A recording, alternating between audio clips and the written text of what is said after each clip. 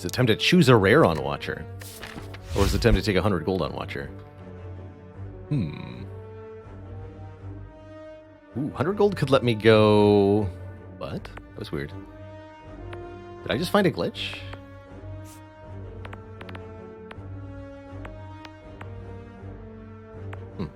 Can't even recreate that. Interesting. I have no idea what happened. Fun. Anyway.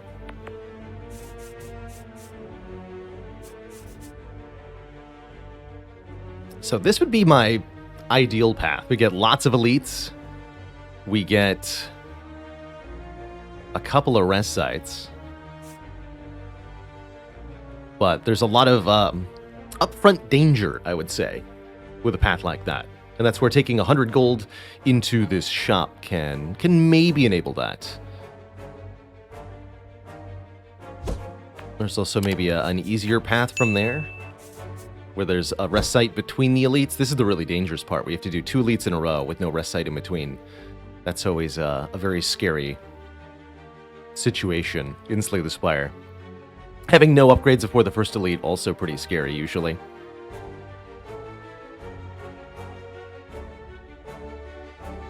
Choose a rare, get rich, die to Gremlinob. A tale as old as time. Oh, actually, the much safer 100 gold start goes here, right? We get upgrade before the first elite, then another upgrade, a second elite, and then into Hexaghost. With a couple late events, this could even be like a bonus elite from the Dead Adventurer event, perhaps. But that doesn't get a third elite guaranteed. That doesn't get the green key from the Burning Elite. And this is notably a Hexaghost act, so there is a little bit of incentive to spend our health before we get to the boss. You don't need very much health to beat Hexaghost, you just need to have damage cards.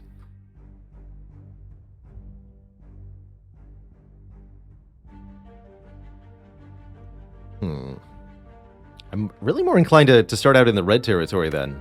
I think with a 100 gold start, in particular, Watcher really thrives with one decent relic to start.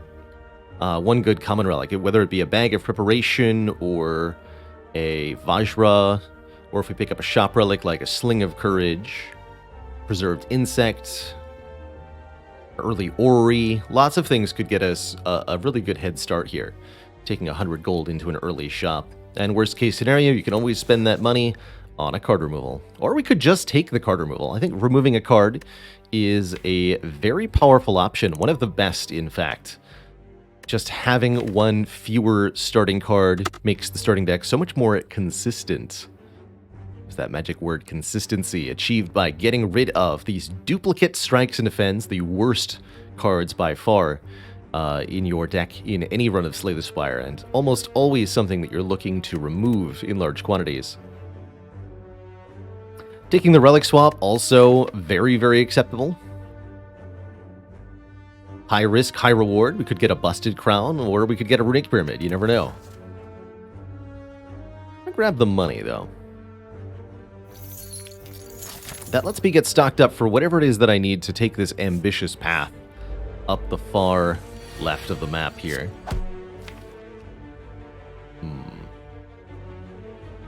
Bit of an awkward draw. Even with 41 health, this won't kill. So do I skip the eruption the first time we draw it?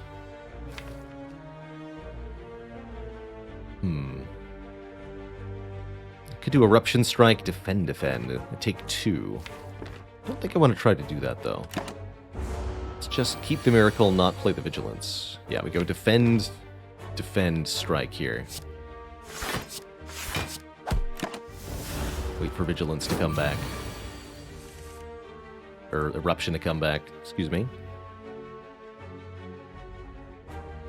24 plus 9, 33, right? That's the magic number. Yeah, so we can't quite kill from this position. But I can strike 2 times. Looks like we're going to take a little bit of damage. Maybe the eruption play was the correct one. Just blocking for 10 on turn 2. Interesting.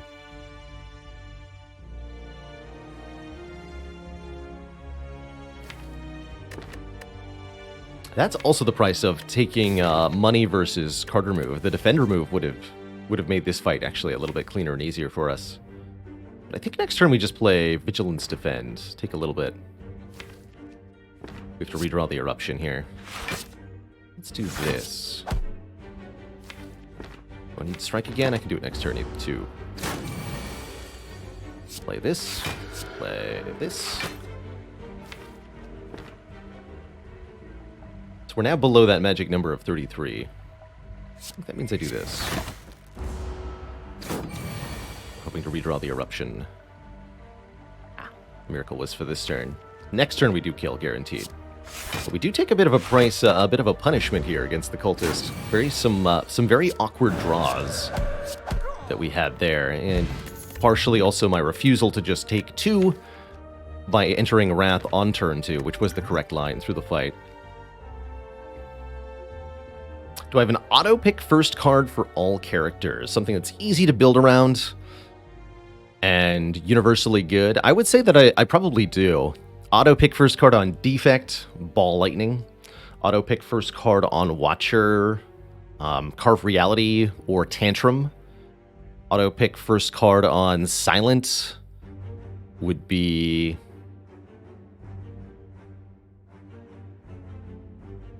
maybe Eviscerate, actually. Dash, definitely Dash on floor 1. Not because you build around Dash, just because it's really good. Dagger Spray is another pretty good one. All-out Attack even more so. Blade Dance is pretty good on floor 1. Terror, yes. Terror way more than Blade Dance. Terror for sure. Noxious Fumes also to some extent on Silent. Footwork is pretty acceptable on floor 1 as well. On Ironclad, Inflame, always take on floor 1. Sunder also on Defect, now that I'm thinking about it. Uppercut's a pretty good one. Shockwave, not on floor 1. Battle Trance, yes. Pommel Strike, also yes. Anger, pretty good as well. Carnage. Basically, the really efficient attacks on Ironclad that work without having to get strength first. We're going to be grabbing the zero-cost attack here, by the way. I don't want to collect nor an Empty Mind. This card just takes too long to pay off, generally. Collect has the particularly unpleasant distinction of being an X-cost card that you don't want to spend a lot of energy on. The more energy you spend on Collect, the more turns it takes for it to pay off. So something like Ice Cream Collect, for example, is really terrible, actually. Whereas most other X-cost cards work really well with Ice Cream. Such a poor card. Just with the way that it ends up interacting with the... I think conceptually it's cool, but the way that it interacts with the other mechanics of Slay the Spire gives it no niche to exist within.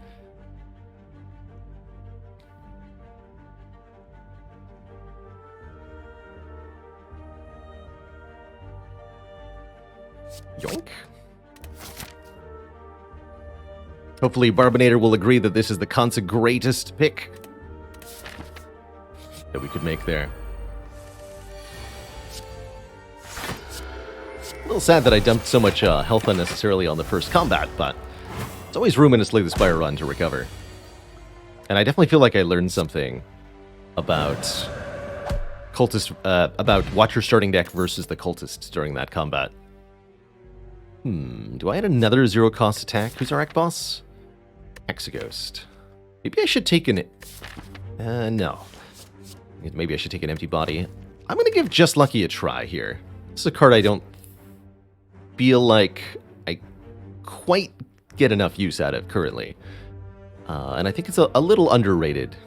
What Just Lucky does is, for zero cost, give you a little bit more numerical output, a little bit of block, a little bit of damage, and that very valuable Scry 1, just letting you look at the top card of your deck and getting a little bit of insight into what's going on next turn, could be really valuable.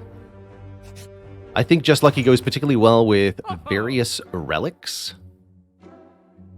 Anything that gives it a boost of any sort will work really well. Interesting that we're being offered orange pellets here. Orange pellets are definitely a relic that let you... Yeah, this could turn into a real fasting run, huh? We've already got Consecrate Just Lucky, add Orange Pellets. And that's definitely a build. However, currently, that's all fantasy because this deck has no powers and no debuffs. So the Orange Pellets are a 162 gold expenditure into nothing at the moment. That said, what else would I spend the money on? I don't really want any of the cards in the top row. We just picked up a Just Lucky for free. I'm not going to pay 51 gold for a Flurry of Blows, neither. And I don't think that either of these skills improve our matchup against any upcoming elites. I do think that a potion of some sort, either a Fear Potion or a Flex Potion, is probably going to give us some wallop. And I can afford that alongside the Orange Pellets. The other thing I'd like to do is remove one of our defends so that I'm more consistently drawing hands of damage cards. But Pellets plus Potion feels pretty dang good to me, actually, in the long run. Now, in the short run, not so much, but maybe we don't go on the red path? Question mark? We'll see. We have another floor to make decisions with. I really do like the Dream of Fasting for this deck. Okay. Let's pick up those pellets. And one Flex Potion. And be on our way. Money and a curse, huh? That's a stinky deal, Mr. Serpent. So let's take a look. We have from this route... Either way, we have to fight an elite without an upgrade now. That's going to be a tough sell. However, the Eruption upgrade lacking isn't that bad since we picked up 2 0-cost cards, I suppose. So we either go Elite, Upgrade, Upgrade, and then another Elite, or Elite, Upgrade, and then 2 Elites. It's a little spooky. Especially since I did not remove a Defend. Honestly, not sure I'm strong enough to take this, but I really like our long-term prospects, so I'm leaning more towards green line here. Progressing into this series of fights has definitely some likelihood to see us dead if the draw orders are not in our favor.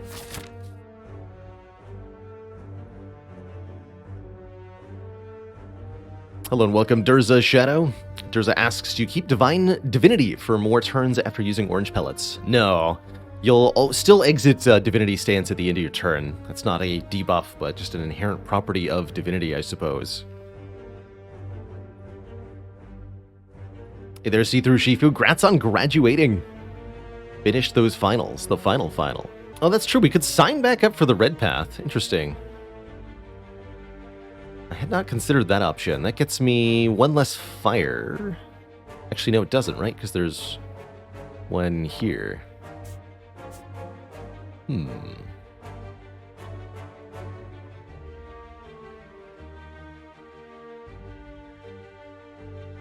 3.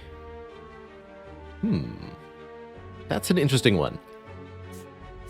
I actually quite like that. That gets me an event instead of a combat for the elites, which I think I'm okay with. Really would like a defend removal. That's a consecrate removal. Trade a skill potion for a relic, huh? Don't put a lot of stake in skill potion. Can be very good. This can be a free omniscience. But relics are great. What do you got? The Ancient Tea Sets. It's not going to help me in this fight, that's for sure. However, I'm happy to see these 3 as our opponent here. I'm going to discard that, because I really would like to draw Eruption and Consecrate together next turn, if possible. That's my ideal turn.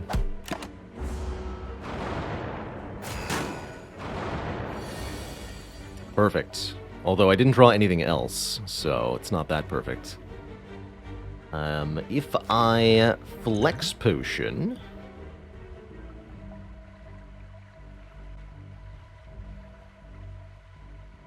This does 14, and then this does 20 to all, right? 5 plus 5 is 10, 10 doubled is 20.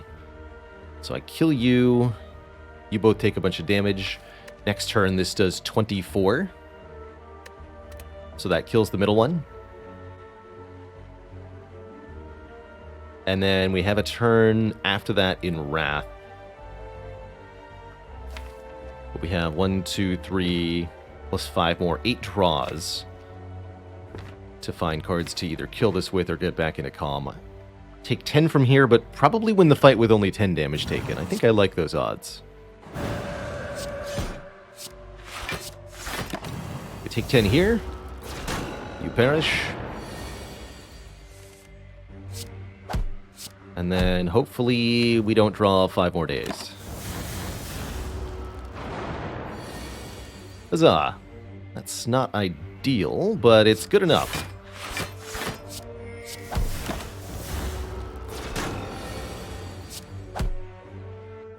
So 15 damage taken, we get a potion belt. Not great with no potions. Still haven't found any more potions.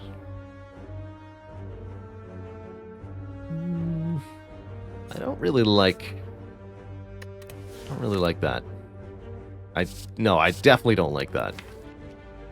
Swivel, Protect, and Pressure Points. Not the cards I was looking for here. Currently, we'd like to find powers that are vaguely useful. Rushdown, Foresight. I would take a Battle Hymn, honestly. Little Turd says, when do you take Swivel? I like Swivel once you've gotten a couple of 2 or better yet 3 cost attacks. So Swivel is really nice once you've picked up a Wallop or a Ragnarok or the other 2 and 3 cost attacks Watcher even has. Wheel Kick is pretty good with it. It's also quite good with Snekawai because the Swivel itself becomes random cost and then it lets you play a 3 cost card for free. Sands of Time, yes, Swivel Sands of Time is a very good, fun combo. So I think Swivel is a very acceptable block pickup. Problem with Swivel is that you don't really need that much block in the early game as Watcher, usually. You'll find a lot more success just going damage. At least on a 20.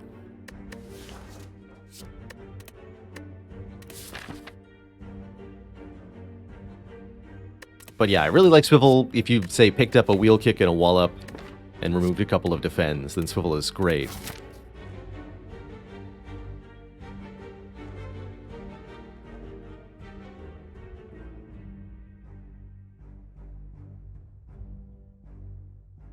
I'll have to do some more downfalls soon. Playing the Hermit last time was quite fun. I do think we've ended up on the green path here. We get an upgrade, a relic, and 1 combat reward before this Burning Elite, and I honestly don't think that's enough, given our current situation. I'm going to skip all 3 of these cards. Don't want to protect, don't want to pressure points. But we still have an easy pool play. Unfortunately, this is my opening hand against the Jawworm, and this is not enough damage, right? 33 plus 6 more, not quite. If we'd drawn Consecrate instead of Ascender's Bane, we could KO the worm, but I guess I'll just take 10 to the Jawworm. Yeah, it was even 1 card down. The price of Ascender's Bane right here, 10 health, just from that Ascender's Bane. And that happens in every fight. It's a crazy, crazy difficulty modifier. People sometimes ask me, what's the single worst, the single most difficult Ascension mod? It's Ascension 10, when you get Ascender's Bane, and this turn is why.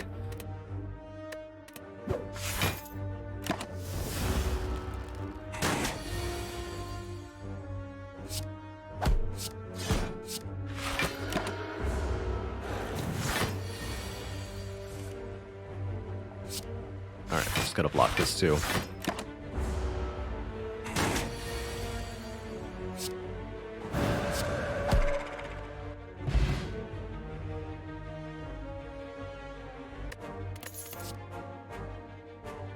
Okay, here's a flurry of blows we can pick up. I'd also consider a Flying Sleeves at this point, genuinely. Not a terrible card. I think we're gonna be what? Upgrading Eruption and then resting? What I like about Flying Sleeves is there's a couple of things that are good here. One, Flying Sleeves hits twice, which is not very many times, but there are very few Watcher cards that hit multiple times at all. So Flying Sleeves becomes a way to double dip on things like Strength or Talk to the Hand. It's also got the retain property, which means you can line up Flying Sleeves with Wrath Stance to make sure you're multiplying the damage. Unfortunately, the damage is pretty bad on Flying Sleeves, just 8, unless you upgrade it. Gets a notable +4 to damage twice. And so I think it's a perfectly fine early game damage option. Honestly like it more than I like Flurry of Blows a lot in this particular situation. I'm going to grab it here. I'm going to pick a early Flying Sleeves. I'm going to upgrade that Eruption to be free. Well, not free. Cheaper. Cheaper's like free, but more expensive. Get more money and double-dipping Lantern Ancient Tea Set. That's way too much energy, but I'll do it. It's a good relic, and we need all the help we can get right now. Oh no, more turn ones like this. Yikes. We're definitely resting at this next fire. Can't play the Eruption there reasonably. Not allowed.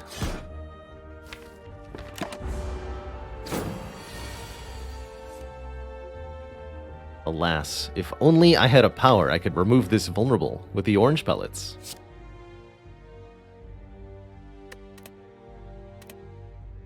Let's just keep that. Can't draw a card anyway, right? Can do 6, 6, 8. It's not enough to kill. So we must blonk as hard as we can. Oh no. Is this still a kill? 5.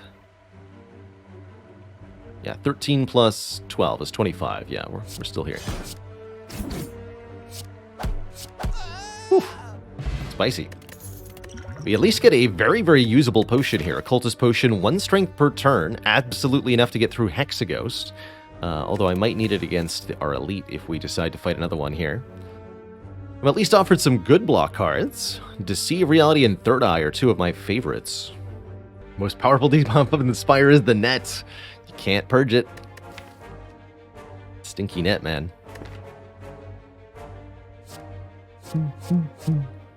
So, Deceive Reality lets me have a retaining safety. That's pretty juicy.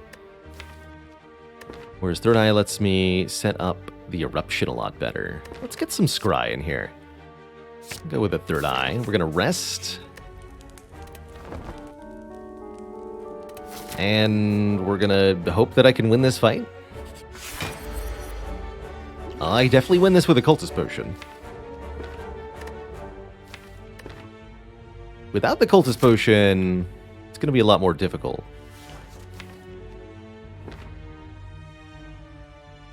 But the same is also true of the Hexaghost fight. So I guess I have to decide here. Cultist here or Cultist Hexaghost? I think it's got to be Cultist here. We don't have any attacks with a single damage value high enough to actually break the Lagavulin quickly enough. We're going to have to hope that the Lagavulin rewards us with things we can use to beat Hexaghost. Shouldn't be too bad, right? And then 2 draws guaranteed gets me Calm and... I'm going to leave exactly 10 cards in the draw pile here.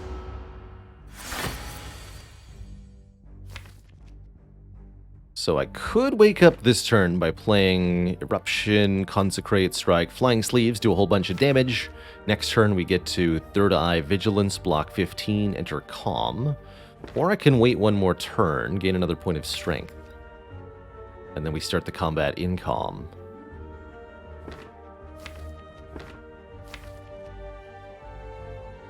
Fortunately, the Scry from the Third Eye doesn't do anything with no cards in the pile here.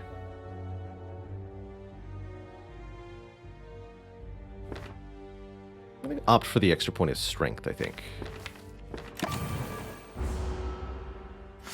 Maybe that's wrong. And then at the end of this turn, the egg awakens no matter what, so we might as well... Well, I don't want to lose the Flying Sleeves from my hand. The strikes don't actually do any damage. Might as well nothing then. Wake up. Okay.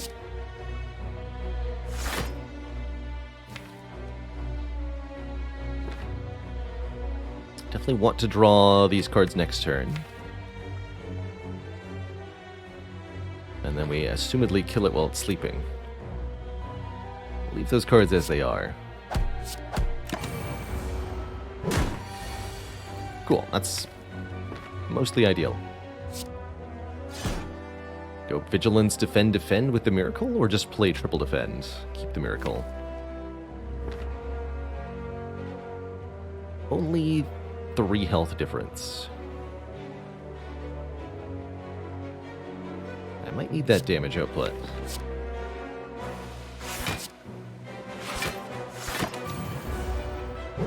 Okay, and now we kill before this thing attacks us again, ideally.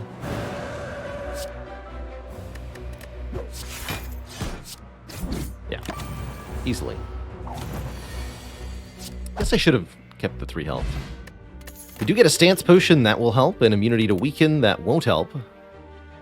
And a Crush Joints or a Prey, which could help.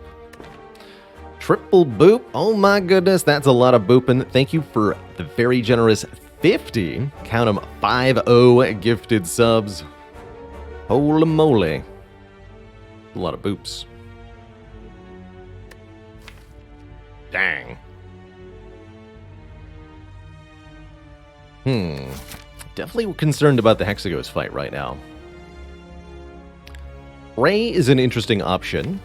Could try to go Divine during Hexaghost, but honestly, we don't have the damage cards to actually pay off the Divinity. We need to just do more damage. I think Crush Joints is probably our best bet then. I deserve it for that Lost Streak on Silent. Thank you. Yeah, that was tough. That was tough. We had a lot of different ways to lose during that. It was fun. Please give me either a combat or a good event. Thank you. Combat's great, actually. Unless this is what happens in the combat, in which case, this is not great. This is horrifying. My health, though. Again, Ascender's Bane contributing to the yikes happening. That's the price of A10. It's tough. It's really tough.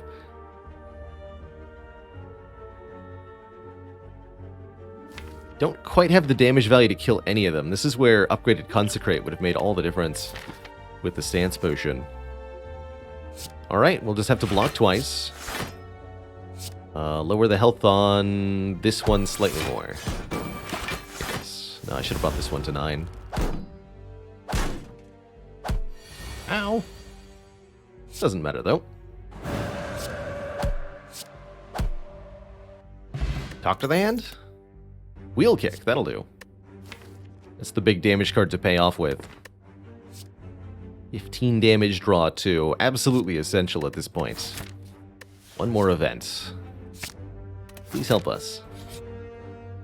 That definitely helps.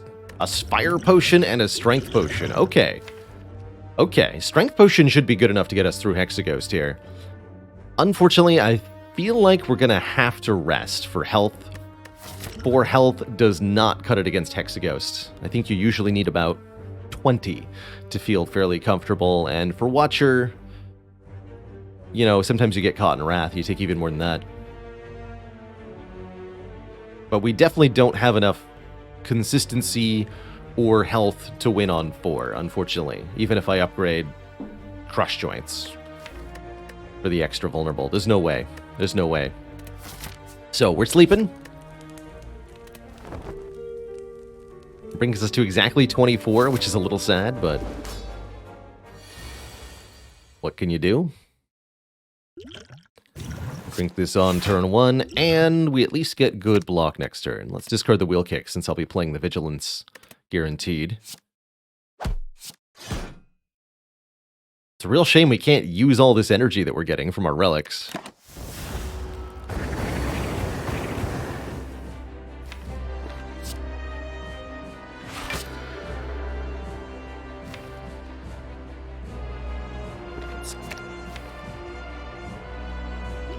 I have the Stance Potion, so I'm definitely going to enter Wrath next turn. We need to get our damage game going. And I may need to use the Stance Potion to leave this Wrath.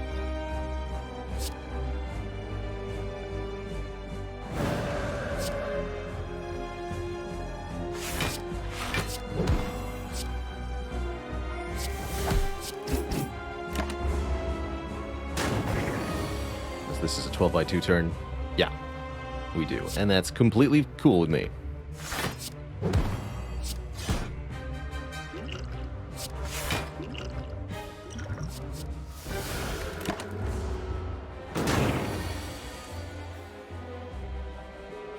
Ghost buffs next turn. Okay. We send this to 12. We block 7.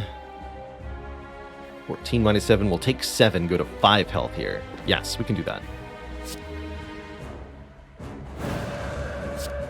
Next turn, Hexaghost doesn't attack us. Hexaghost has a fixed order of attacks. Seer, Tackle, Seer. Inflame, Tackle, Seer. I'm even going to intentionally discard the Vigilance. Like a madman.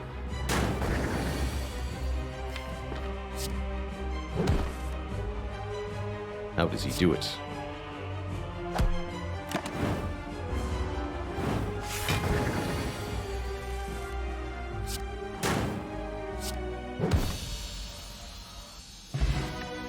GG, Hexa Nerd. We skim by with barely any health, barely any upgrades, a whole bunch of relics that aren't currently contributing to our success, and a bunch of unupgraded cards. I don't know, man. Looks tough. Conjure Blade would be a way to maybe use these energy-generating relics on turn 1. Could pick Judgment here, helping us kill low-health enemies in Act 2. Honestly, I might take this. Or Ragnarok, which hits a bunch of times. Great card with Swivel, as previously discussed. I actually do like this Judgment. Judgment will help us survive the short term by... This instantly kills birds. This instantly kills Spheric Guardian. Picks off anything with 30 or less health. Can be used on the Orbs of Bronze Automaton. It can be used on the minions of Collector. Later on, it'll help us against Reptomancer by killing her daggers, too. Okay. I will take it Judgment. Oh, man. And the fun don't stop coming. These are some choices. So if we want energy, we're either taking Sozu, meaning we can never gain new potions, a huge detriment when we have extra potion slots to work with, and the orange pellets to abuse certain types of potion with. That's a real tough sell. We're going to lose a lot of our potential late game power if we take the Sozu. The same could be said of the ectoplasm, forever preventing us from gaining gold. Very valuable resource to lose this early on, especially with not a whole lot of gold stockpiled for us. That does leave us in the unusual position of maybe actually wanting a tiny house. Let's see, we get a potion. That sounds good right now. 50 gold that I can use in an early shop in Act 2. 5 more max health to work with right now. Another card reward to look at, potentially helping us find our first power. And a card upgrade at random. Even if that hits a starter card, it helps us with this upgrade problem that we're having. So... this is a lot of small bonuses, along with no penalty. This might actually be the rare tiny house intentional take. But will it turn into a successful run? Or will we continue to languish and suffer? I'm going to give it a try here. Least worst. Yeah, and that's sometimes what tiny house is, the least worst option.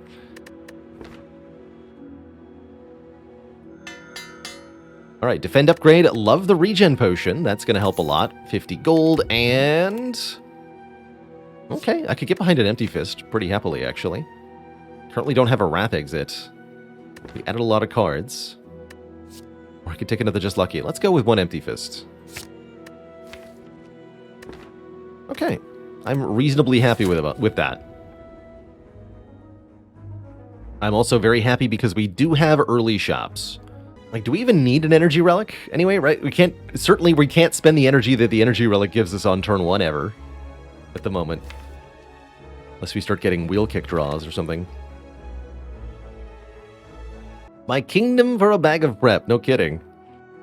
We definitely want to be heading to a shop.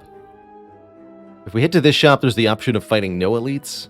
Whereas if we go to this store, we must, of course, fight the elite immediately afterwards. And that's definitely an intimidating prospect, right? Fighting an Act 2 elite. Actually, we have some solutions. Judgment will help massively against anything that isn't Book of Stabbing. Fire Potion will help massively against anything that isn't Book of Stabbing. Noticing a problem here, though, which is that the Book of Stabbing will kill me. Just to death. Very quickly with this deck.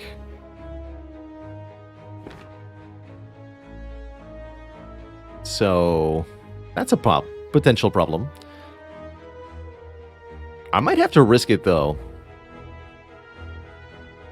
Getting the rewards from an elite would help massively, even if it costs a potion or two. Fighting multiple elites, if we're still weak against Book of Stabbing, would be a suicide idea. So there's the option to maybe not later on.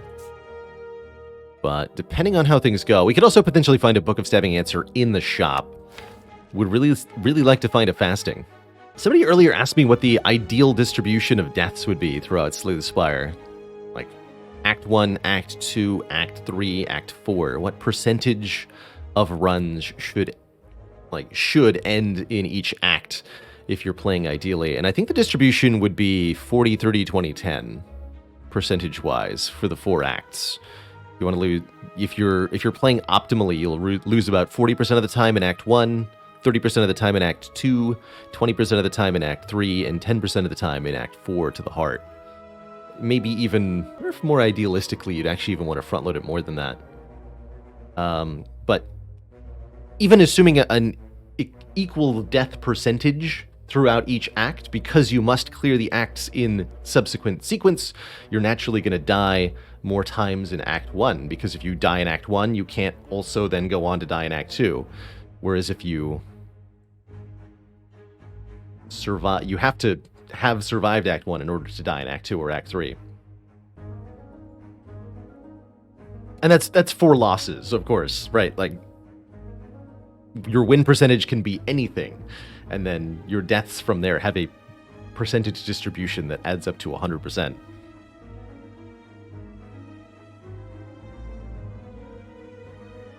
But that would be my assumed distribution.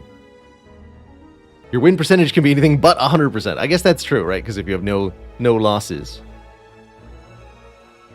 then you have no losses to distribute. So how do I gear up for... I think we're going to have to... Wait, it's just 2 events and 2 combats either way here. Yeah, it is. Okay. I want to do the fights first, then. The other option is, again, go this way.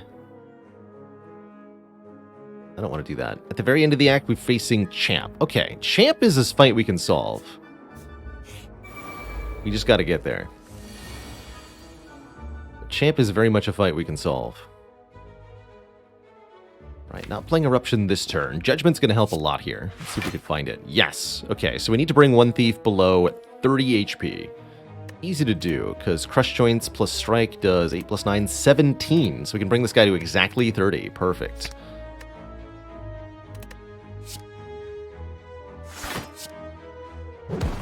This fight won't last long enough to get every drop of health from the regen potion, so I won't be using it here.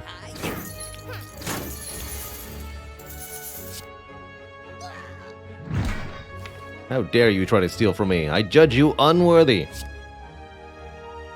Not sure we can stop this lad, unless I can draw back into Eruption, maybe. Or if he attacks 3rd time. None of the above.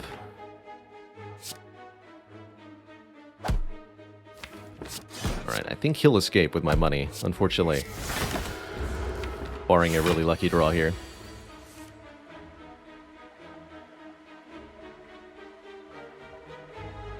Or the use of the Fire Potion, I suppose. Drew Judgment, but he's got enough health and block that I can't use the Judgment here. So it's 40 gold for a Fire Potion. I think I'd much rather keep the Fire Potion, considering this threat coming up.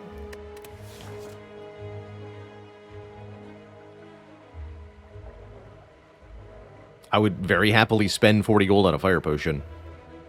So... yeah.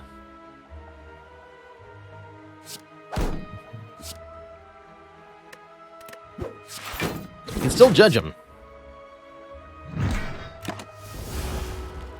Innocent. Alright, we get 20 of our gold back. And I do like a bowling bash, I think. A little redundant with the judgment, actually. Helps against Gremlin Leader, mostly.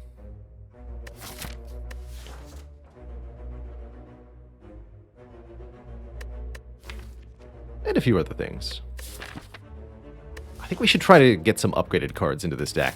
Let's see if we can survive with what we have. Here we go. This fight will be easy.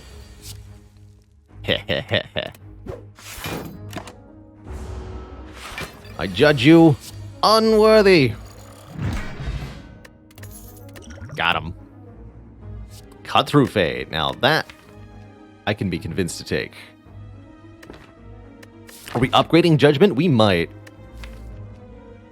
Is that our first upgrade? Probably not. Again, because Book of Stabbing is too much of a threat. We'll have to upgrade Crush Joints. Or maybe, because we have Liquid Memories, we'll upgrade the Wheel Kick. Grab some Scry here. Apparitions. Apparitions are a little weird on 3 energy. Apparitions essentially give us a few turns of intangibility in order to set up your plan. I really like taking apparitions in decks that have a plan to set up into. They just struggle to block while they're doing that. That doesn't describe this deck, because this deck has no plan. There's currently no way to scale. We've got a bunch of cards that do some damage and draw stuff, but we don't actually have any overarching strategy that we've managed to assemble yet. We've got a decent chunk of max health, and we're losing current health to take these. I think I refuse.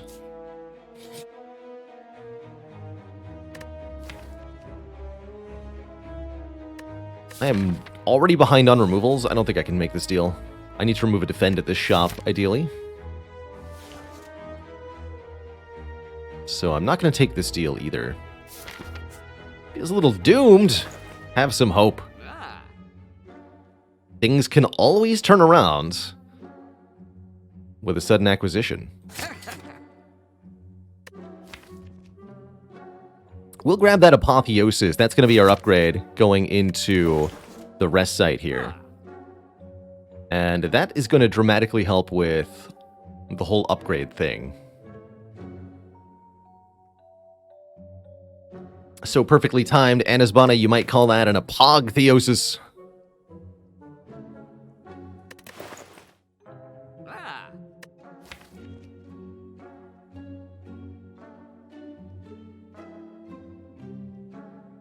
Alternately, did you hear about the college student that majored in not caring about things? They even wrote an apathy thesis.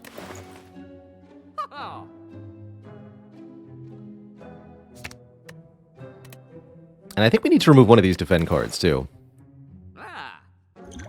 Taking Inner Peace is also a fun little option. But yeah, let's just shrinkify the deck a little bit. Upgrade that Apotheosis.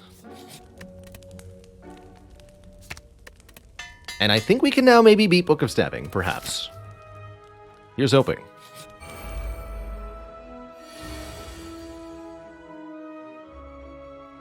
Alright. Do I just Eruption here? I'm probably going to Liquid Memories this Wheel Kick instantly.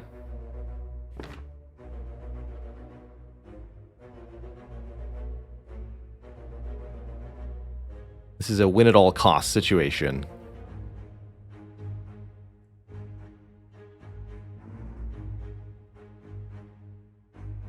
And we can survive taking the full hit in Wrath this turn if we have to.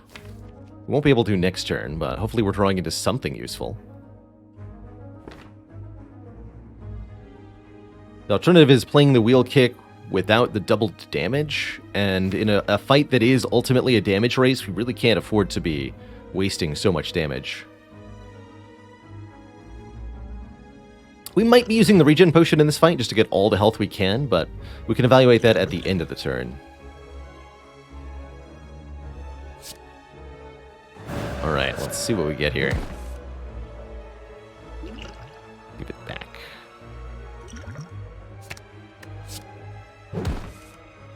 Easy, every time. Okay, we scored the Empty Fist, so we get to do all that damage and leave Wrath. We also get to set up our draw with Third Eye here, which can help us find the Apotheosis. We're going to discard everything that isn't Apotheosis at the moment. I think I'm just going to go Empty Fist Defend, take 0 this turn. Try to draw towards our win con. We don't want to use the Miracle until after playing the Apotheosis, because it'll give us 2 energy.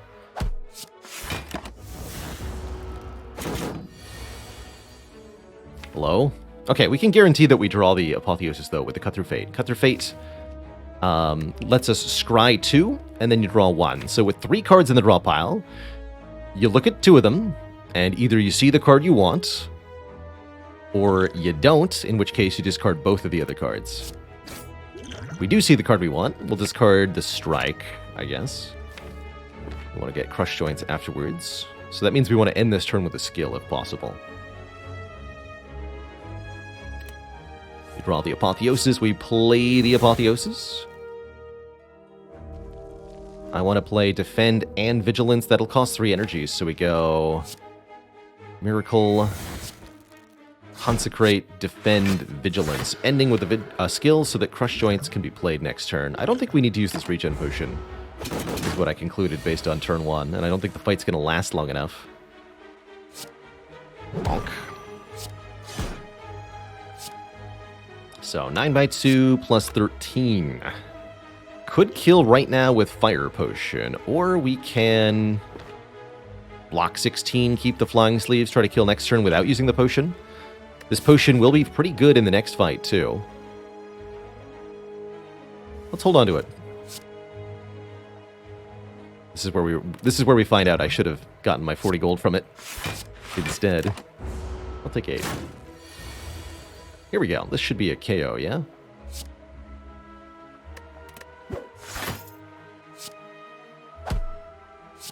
Yeah. Bango gives us more health than we actually went into the Book of Stabbing fight with. Speed Potion. And interestingly, a Wreath of Flame. That's a fun way to try to scale damage. You ever try to kill the champ with a Wreath of Flame and a Flying Sleeves? I don't think I'm about to do that. Are rest sites even that good anymore? I guess healing is fine.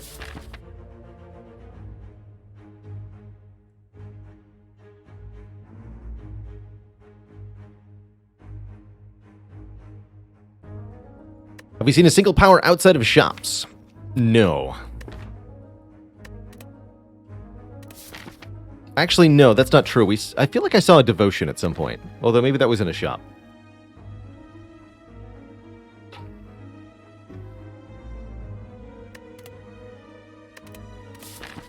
But I definitely feel like we're in a position to kill another elite.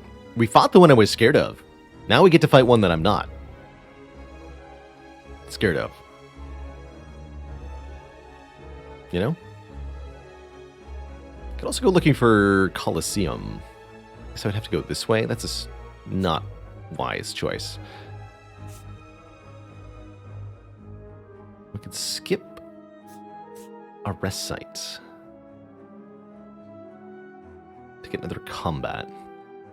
Rest sites are less interesting when you've got an Apotheosis. Although I would like to upgrade maybe the Cut Through Fate and the Third Eye to help me find the Apotheosis. But now that we have Apotheosis, it's a little bit less important.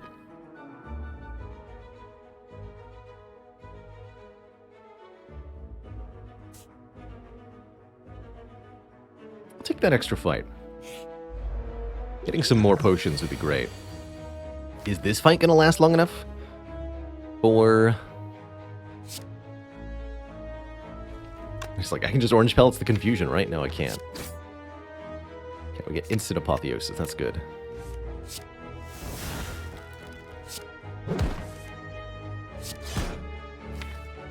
Well, I certainly didn't leave myself a lot of block in the draw pile, huh? I could use the Miracle Plus in the Third Eye. I think that's a bad idea, though. Or maybe try to hope to kill? Pretty close to a kill with Judgment and the Fire Potion, actually. Yeah, that's what I thought would happen. Dang it.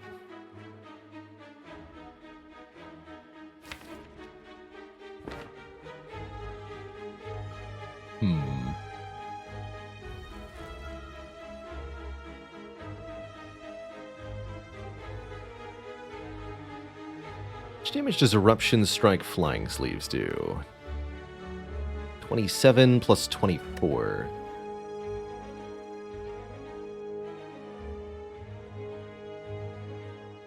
Close to a kill with the Fire Potion, but we're not there.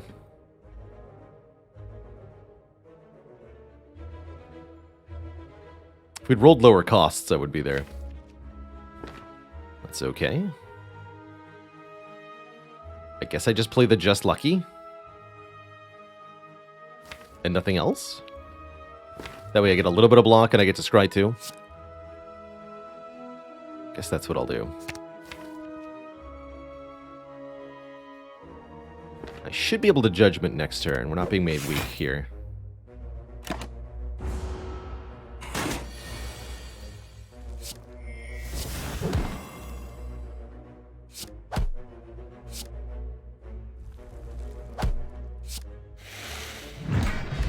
Okay, that wasn't too bad.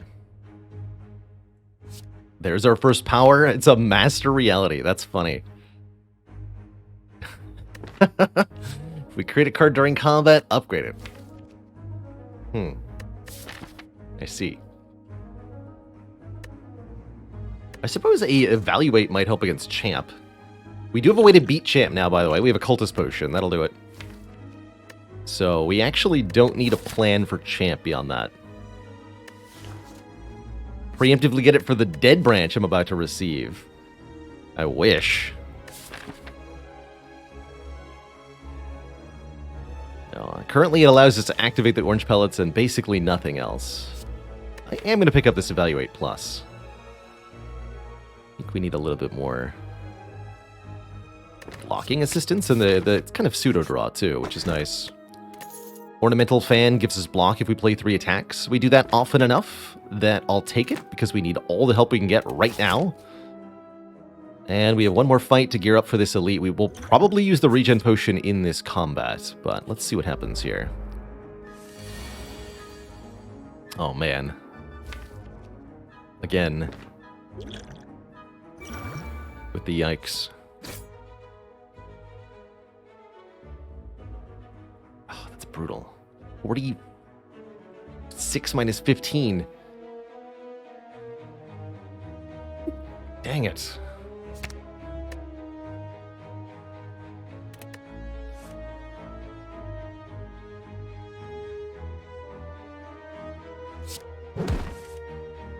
Okay, we can do Miracle's Strike Judgment, thankfully. Whew.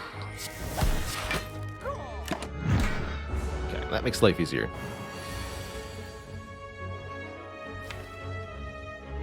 I can almost guarantee that I draw Empty Fist next turn, so let's absolutely play the Eruption right now.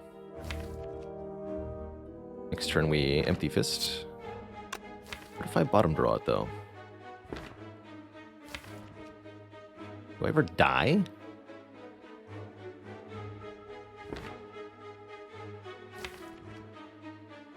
If Empty Fist is on the bottom... maybe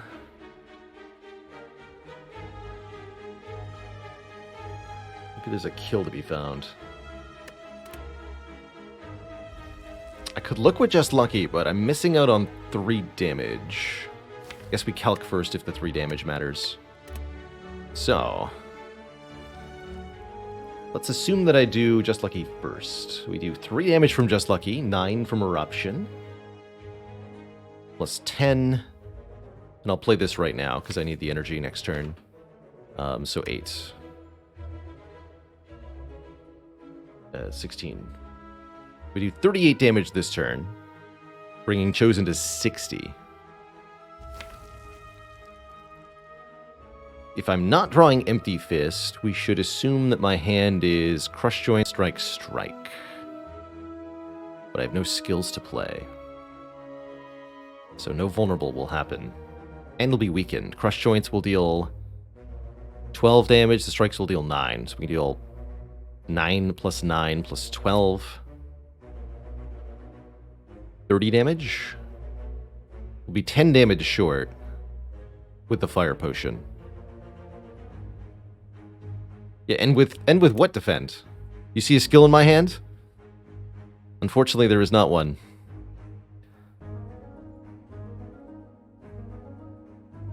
We got nothing here. So I can't make the crush joints apply the vulnerable. Here's one for you, Nate and Sal. A dad joke. So I think what I've concluded is that I'm getting bonked next turn. Well, I've also concluded that 3 damage probably doesn't matter, right? If we're 10 damage short, then 3 more won't matter here. And if I draw the Empty Fist, it won't matter either. So let's take a peek here. It's a strike. I'll discard it. And then we're going to hope, I think, is the line.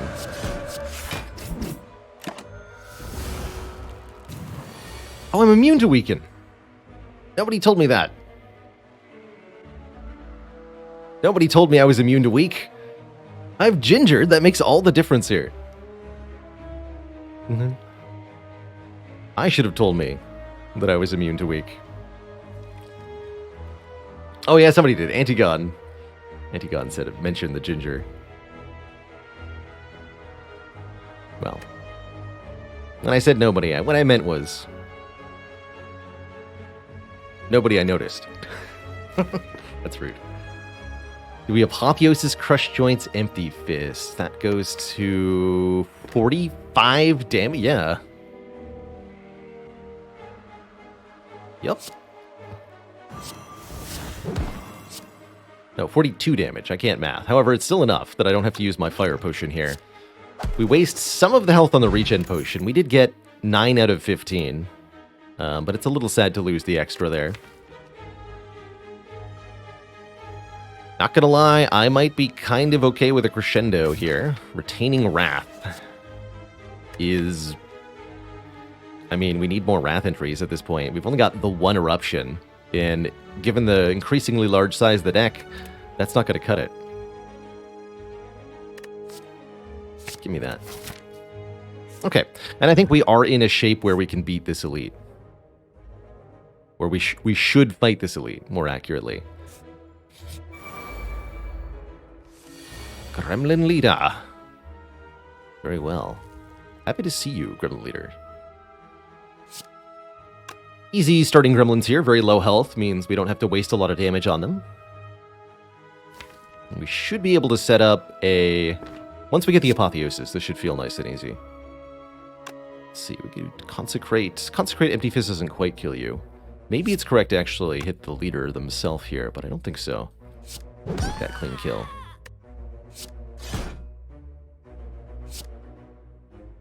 Okay, there's our Eruption. I'd love Eruption next turn, since the leader is likely to be either resummoning or... Yeah, likely not to do something that's attacking. Oh, they are attacking. Well, heck. In that case, I'm glad I drew the block. This might be a reasonable speed potion to save me a full 10 HP. Although you'd like it to go more with the Orange Pellets. We, again, still don't have any powers.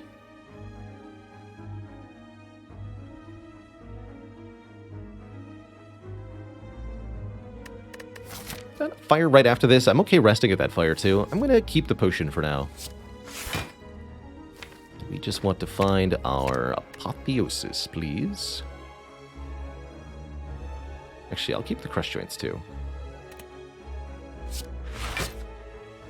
Apotheosis can upgrade the Insight. That's kind of cool.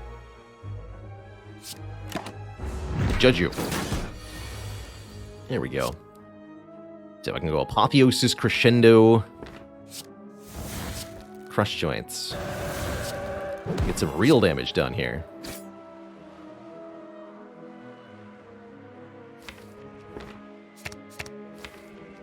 Okay,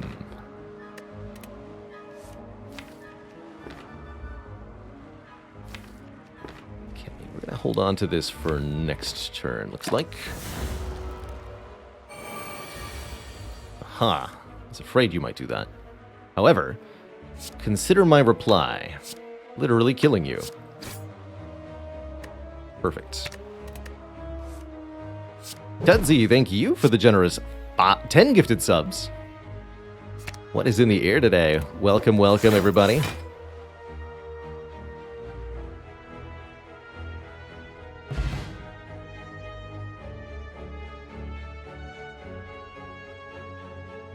Malvin Chat says, I've never seen the Grim Leader attacking after both minions being killed. It's only a 25% chance to occur, but Grim Leader always has a chance to decide to attack you on any given turn, unless she attacked on the previous turn. It's gnarly. I'll take a second cut through Fate. Gremlin Leader's highly random behavior is part of what makes her so challenging, ultimately. Even if money to make going to a shop actually kind of worth it here. Also, I would really like to look at a power card, so maybe I'll go to this store on purpose. Let's have a snooze. Get some more health. Wish Prime subs were automatic. You and everybody else except for Amazon, unfortunately. So, it will never happen. But yeah, me too.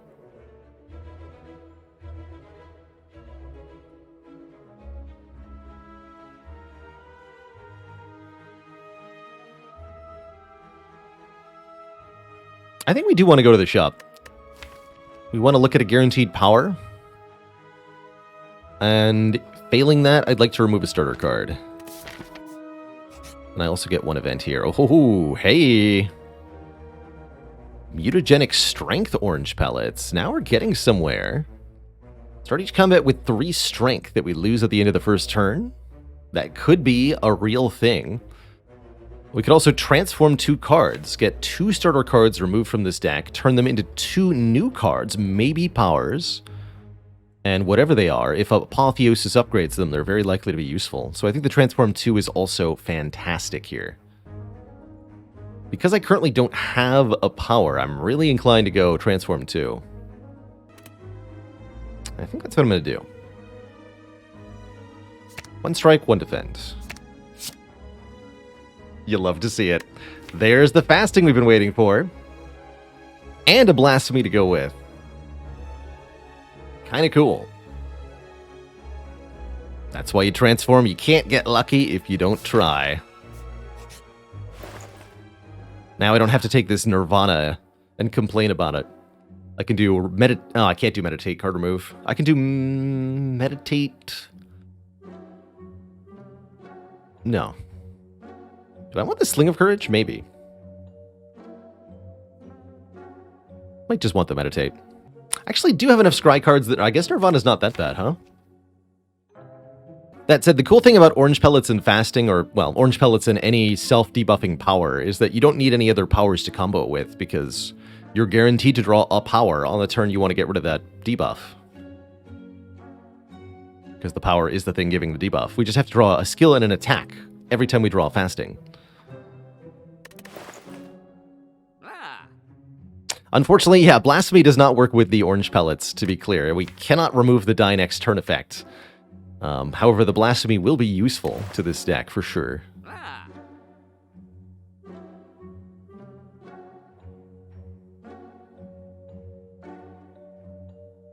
It's a really tough call.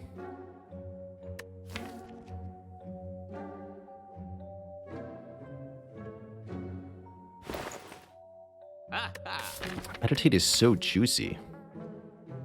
So is a strike remove. I'll lose the strike here.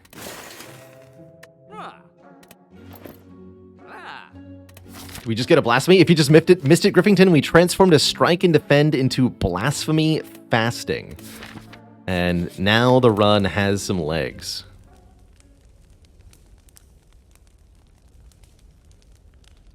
Two good upgrades here. One, Fasting, so that I get the full power even if we draw it before Apotheosis, or Third Eye to help us get to the Apotheosis faster. It's a bigger scry upgrade than the Cut Through Fates get. Let's go with the Fasting upgrade first, I suppose. Do I even need to use the Cultist Potion against Champ now that we have Fasting? I suspect that the answer was no. But I might want to anyway.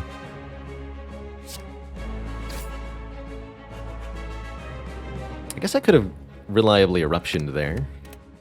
We do have Empty Fist in our hand. Let's do it this way. Okay, discard that, discard that. Actually, no, keep the Crescendo. We'll have to draw it again either way.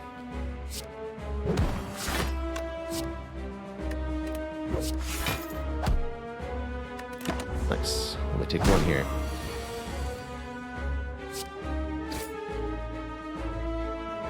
So we played an attack. This is a power. This is a skill. So is the miracle, actually. So that means we'll purge the debuffs after I play the fasting. Now we just have 4 strength, 4 dex. I'm no longer vulnerable, no longer frail. Take very significantly reduced damage there. That would have been the time to use the speed potion if I planned on doing that, but I do not.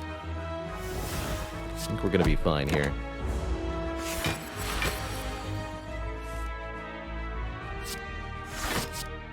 Can sort of accumulate card draw by holding on to these insights.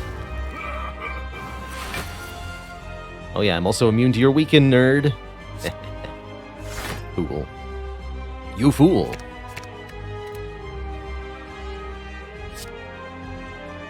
Should I get with that? Draw me the... Blast me, please.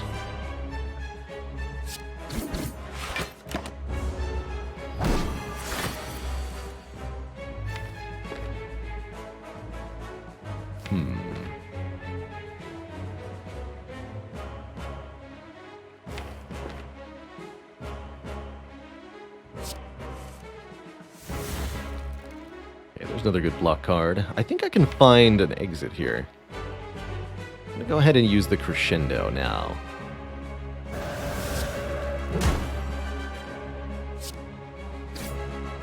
Yeah, there's an exit. This will also put Champ below half HP. Go Empty Fist, Defend, Evaluate.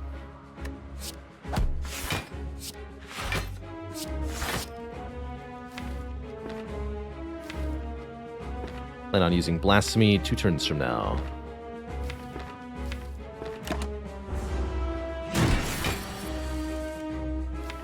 No, I don't have a way into Wrath. I think I can fix that.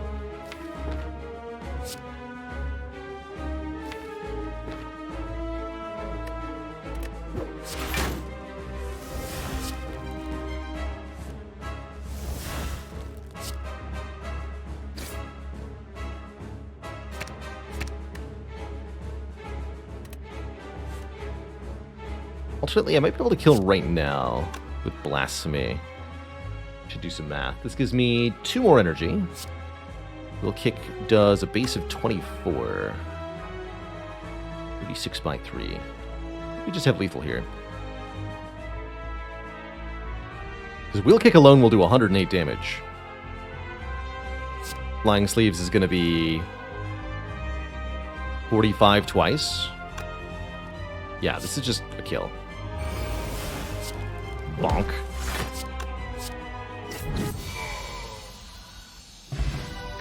Dang. That's a lot of damage.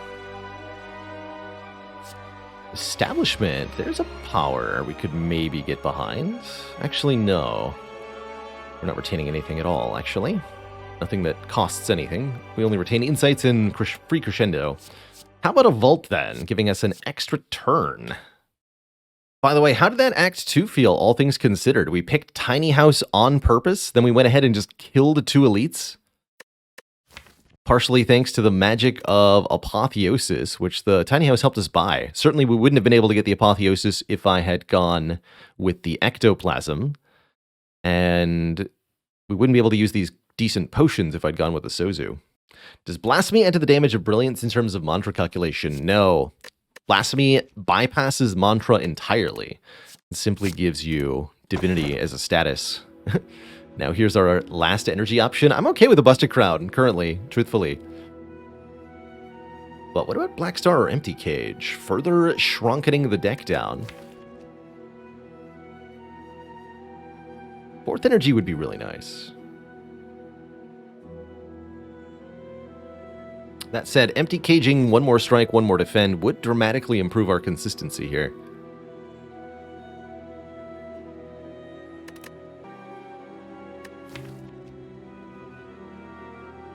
But all the cards will be upgraded.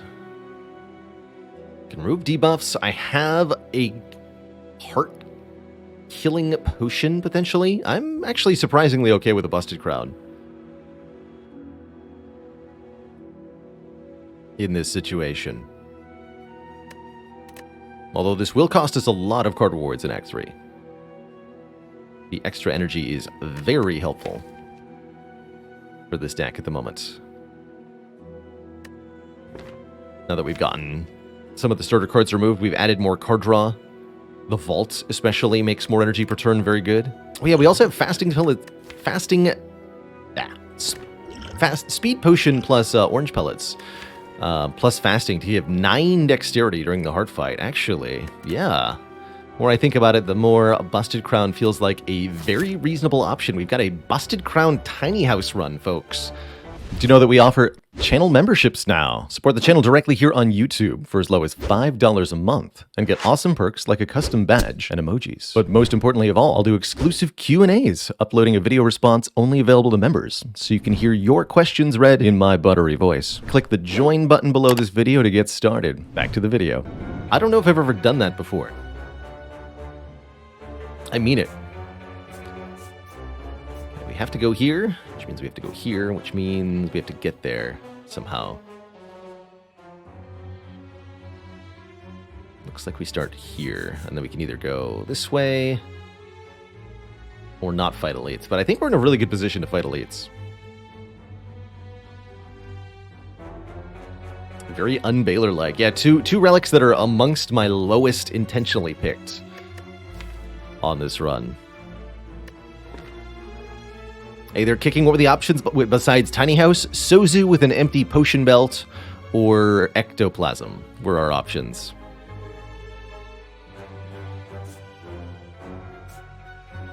I elected not to go with those choices.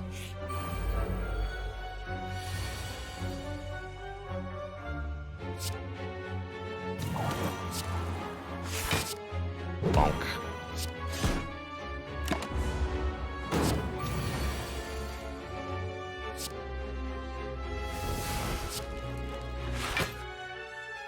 This is such a cool deck. We just cheated our way to strength so easily.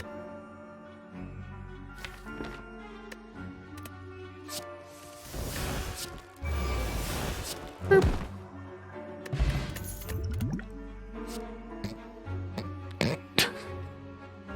I'm sorry, was there supposed to be a downside with this card? Hello. Rushdown plus? We got the power. I don't even want... It's not... why is it upgraded? That's completely unnecessary. Anyway, card draw on Wrath entry, beautiful. Extra power for the Orange Pellets, beautiful. You'll take it and you'll like it. But will we take 999 gold? No, because I have to go to the Burning Elite, right? That'd be sad. Although, actually... I could remove one curse here, the other curse here. All I have to do is fight a Burning Reptomancer with one normality in my deck. What's the worst that could happen? Don't answer that. I'm fighting a boss. We'll get ourselves an extra rare relic, just one card reward, as well as some extra money. We might also lose a lot of health turn 2 to Hexaghost here. And that would be spooky. But I would understand. Do what you gotta do to me, Hexa. Okay. That's definitely something.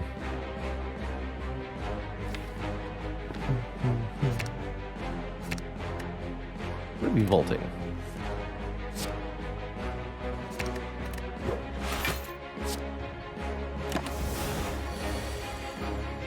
That's more like it.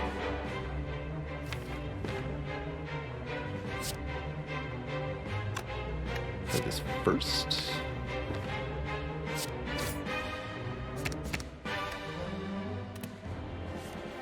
Dang. Guess it doesn't matter that we get the Apotheosis this turn anyway. Not really. So we do take some damage here.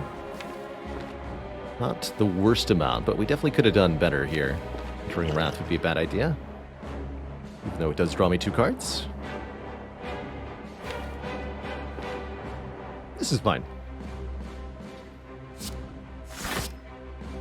Yeah, this is fine. A mere 28 damage to our health, but don't worry.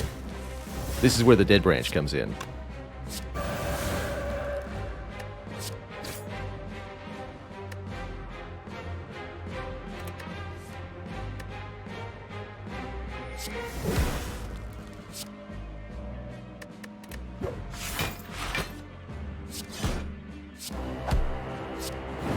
Oh, so close. I could Fire Potion Judgment Hexaghost.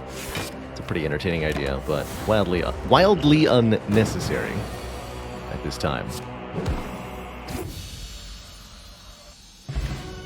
Get a Peace Pipe.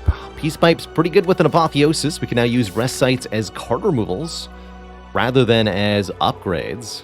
That's good. That's really good. And another upgraded Evaluate I think is actually quite nice, given how much dexterity we have access to. These are pretty good.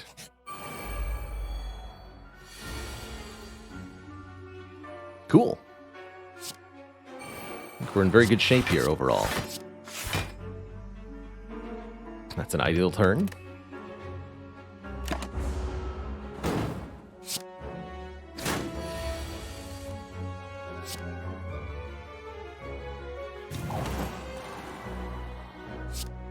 Bottled snail, I like that.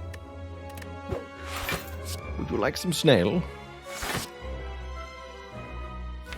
I'm gonna judge the Explodey Boy next turn. Judgment continuing to be very useful. Cure in Act 3. This is rude. Nobody told you you could do this. You should have eruptioned there.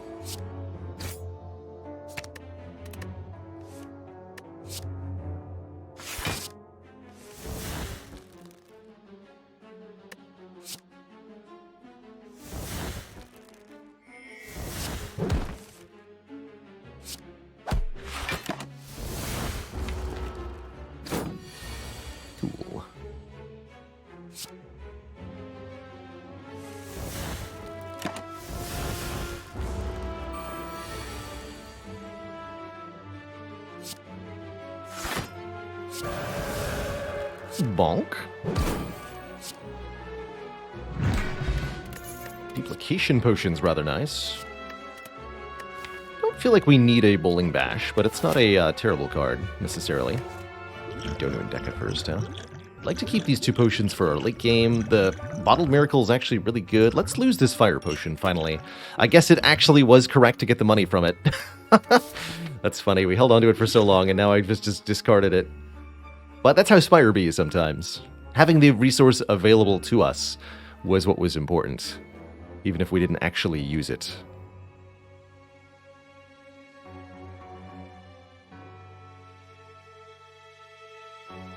Classic Mega Elixir Syndrome, that's right.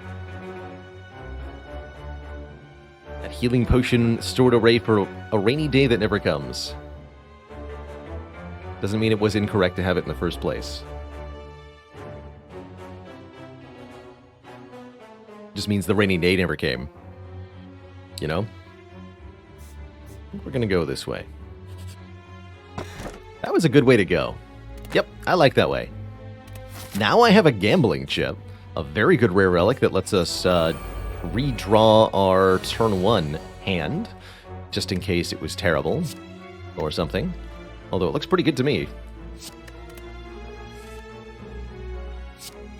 Power, attack.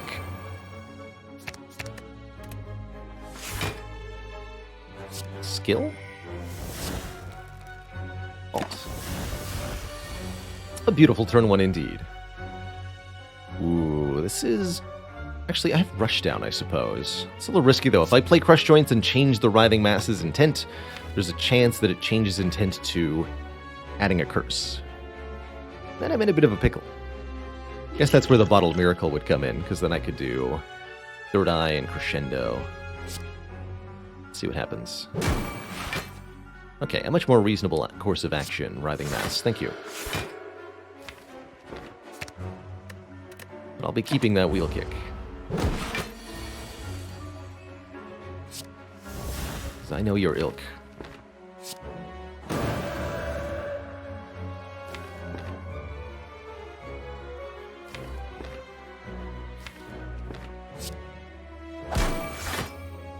That's the one. Don't do that.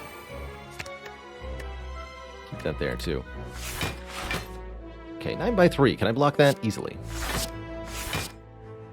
And let's not push our luck further. To change its intent again is to potentially reroll back into the cursed intents. I like to think that you should basically always be ending your turn with one attack unplayed against Writhing Mass. It means you're always giving yourself one more chance to change your fate.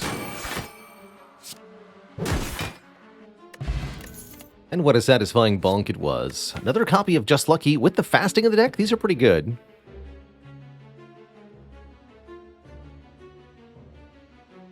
Kieran says, how does Scry work?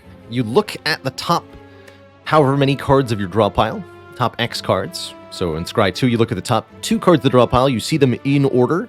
So leftmost card is the one that's on top, and then the next one over is...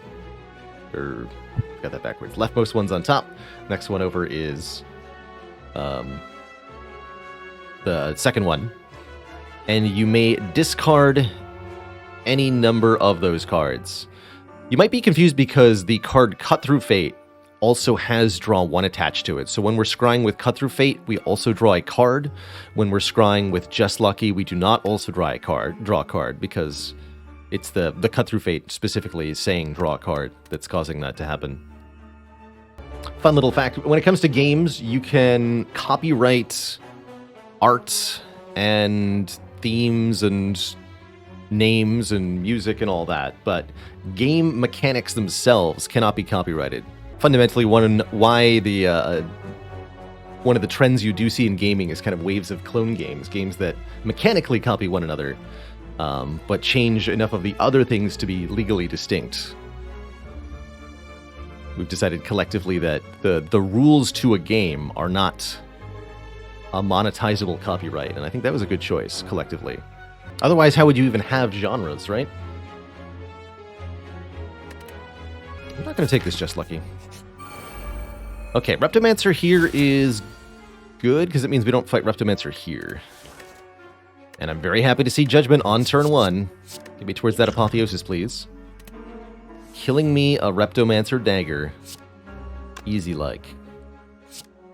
What's on top? Fasting will do. Let's Cut Through Fate to that fasting.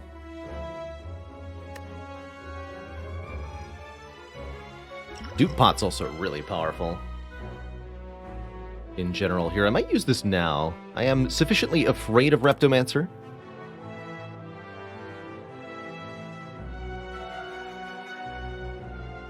Plus 16. Is that enough, right?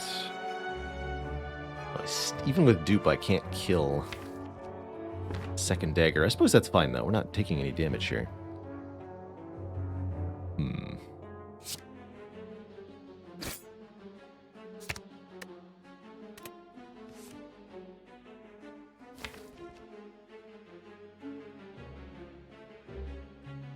Definitely a little worried about next turn.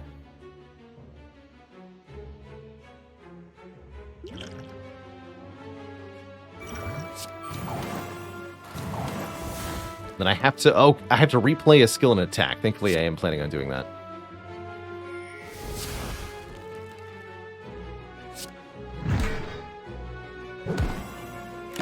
Okay, so we get 8 strength index for this fight. Hopefully that will avoid too much disaster here. And then Blasphemy Vault. That might, in fact, just let me outright kill with Blasphemy on this turn.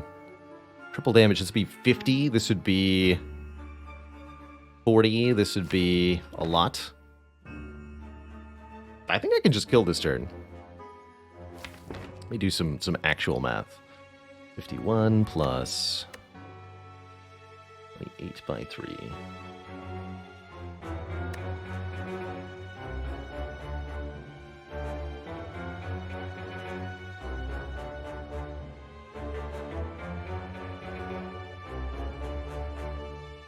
plus.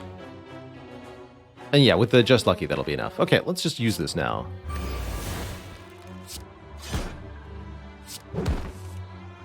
Nice clean win thanks to the dupe pot there. Now, that was a really powerful potion that I could have kept for the heart, however. So that's a little problematic, but that's okay. Do I bottle a card that I always intend to gamble? Since we have gambling chip. Do I bottle a card I never want to see in the opening hand?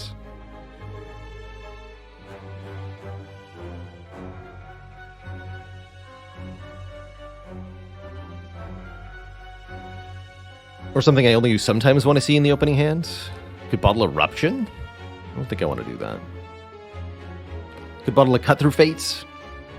Although, again, not... Because of the gambling chip, I'm not sold on that.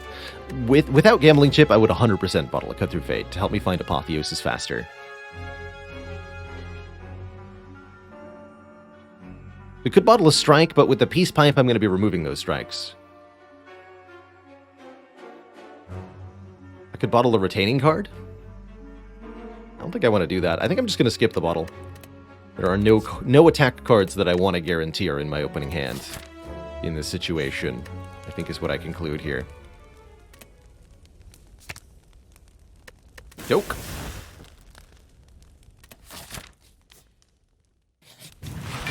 Uh-oh. The dreaded Jawworms.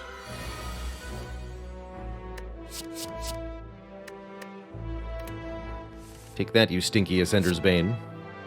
7 energy this turn? That's hype. The ones that are bluffing. Dang it. That's the worst possible time to draw that judgment, unfortunately. Curses. Oh well, we'll go Cut Through Fate into Eruption. It's gonna get discarded. A bonk.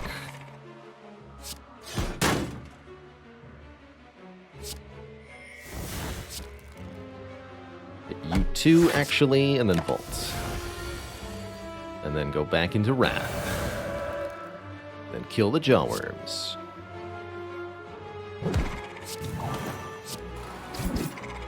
Easy. Tranquility. Guaranteed once per battle. Calm. Nah. Pass. Things that make it harder for me to draw Apotheosis are not currently welcomed in the deck. Remove the last strike here? I think so.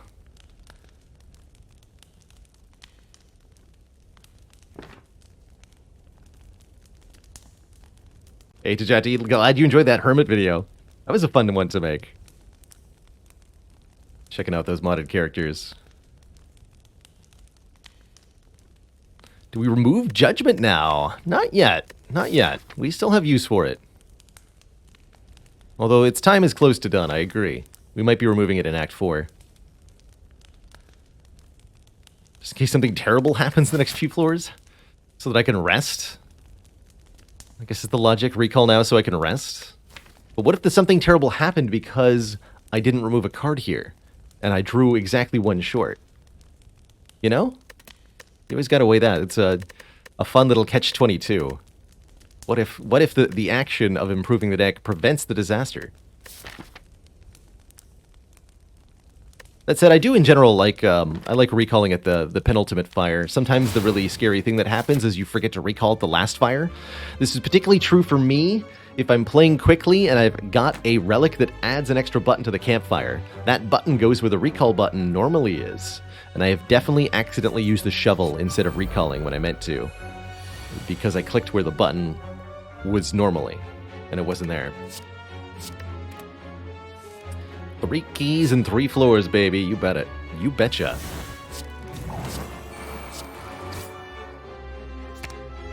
You betcha believe it.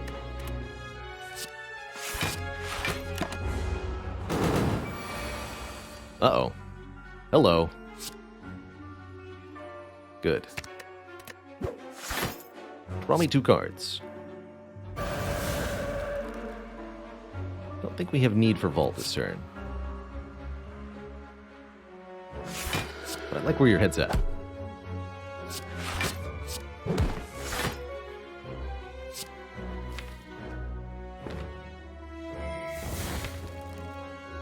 Don't want to draw Judgment. Blasphemy next turn could be interesting.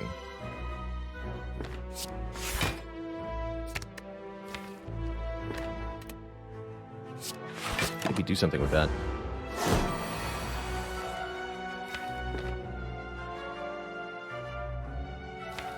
I'd need to see a kill in hand for that to be a wise choice against Nemesis, though.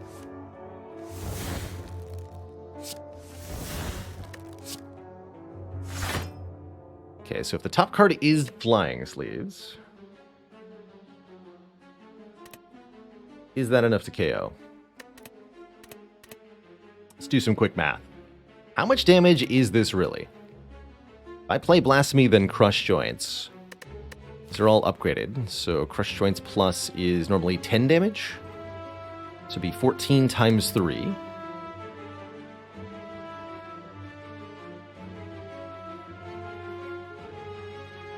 So 42 from the Crush Joints, and then everything else has a 4.5 multiplication because of Vulnerable and Divinity.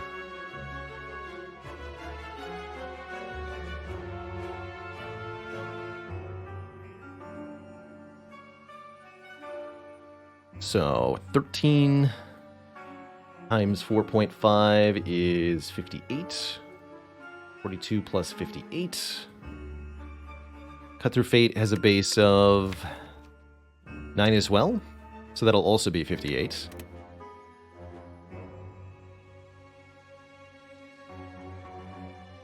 And then Flying Sleeves will be, yeah, a kill. So yes, Blasphemy, Crush Joints, Strike, Cut Through Fate, Flying Sleeves kills. The Flying Sleeves will be 6 plus 4, 10, 15. Or not 15. Plus 4 strength goes to 10. Triple that to 30. Vulnerable to 45. 45 times 2 from Flying Sleeves. So just keep the cards as they are and kill this nerd.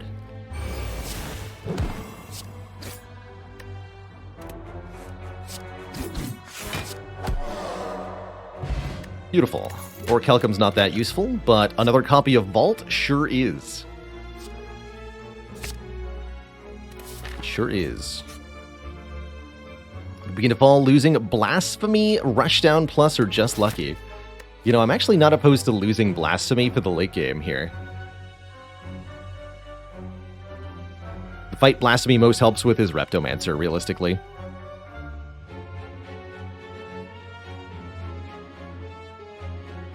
I don't want to lose the coin toss, you know? I'll lose Blasphemy.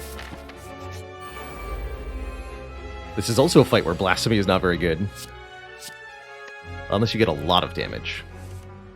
Transient's a big old damage check. Can you consistently output a lot of damage, or at the very minimum, a lot of damage plus block? If so, you may pass the test of the Transient. If not, well, you might be in for some trouble. Actually, could be bad.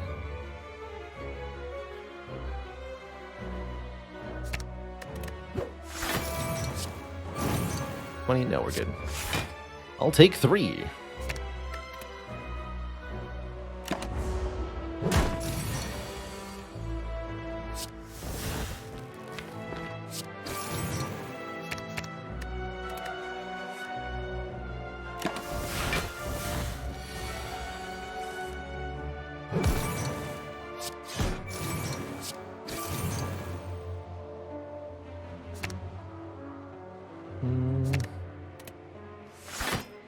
Don't need the Flying Sleeves this turn, so I'm not going to play it this turn. You can do over 100 damage per turn. Transient can't hurt you at all. That's kind of the takeaway here. Pretty good.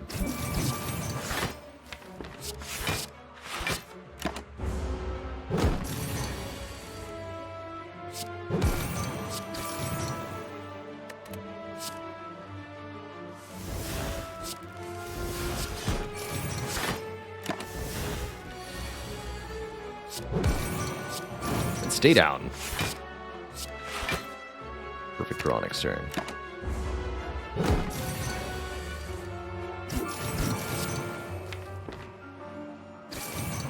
It's generally a good sign for the heart if you can get transient below half health. We're able to get to 3/4 down, looks like. That's definitely a good indicator. Well, that's partially because we have 2 vaults, you know? Good fight, sir. And one more Cutthroat Fate, huh? Sure. Yeah. In a world lacking strikes, I like them quite a lot. Energy Potion versus Bottled Miracle. Mostly, the Bottled Miracle can be upgraded by Apotheosis, so that makes them slightly better. Not against Time Eater, though. Keep the current potion array. Membership card. Wait a minute, that's a second copy of Fasting, I see. Perfect. That's our late game. Solved. 2 Fastings is better than 1. That's going to be twice as much strength and dexterity, which means even just the basic cards that we're left with here are fantastic. Are we getting any more gold? Not that we can actually spend.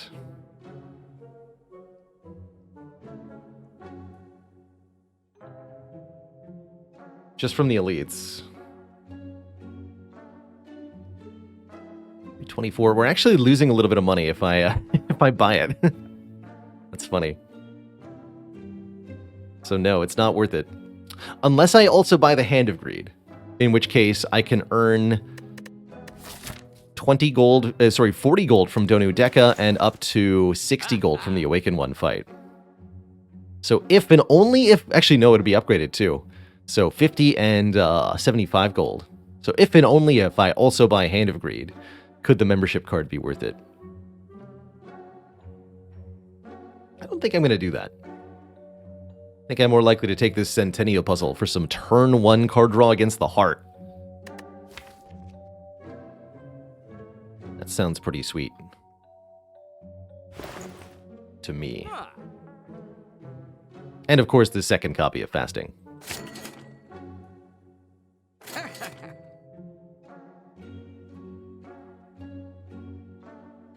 For an influence good here, it is notably a skill and an attack in the same card. That's got some utility to it. I think the Ambrosia Potion was also pretty dang good. But I think we're fine. We've already got our recalls, so we can toke. Please remove strike.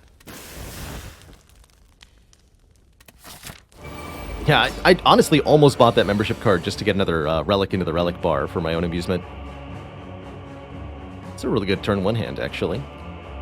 Did you know that we can gamble away our starting miracle? That's a fun little idea. Do that.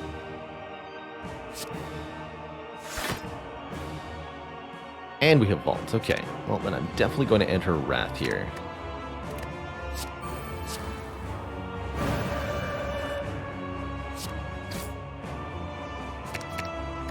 Keep digging for our Apotheosis.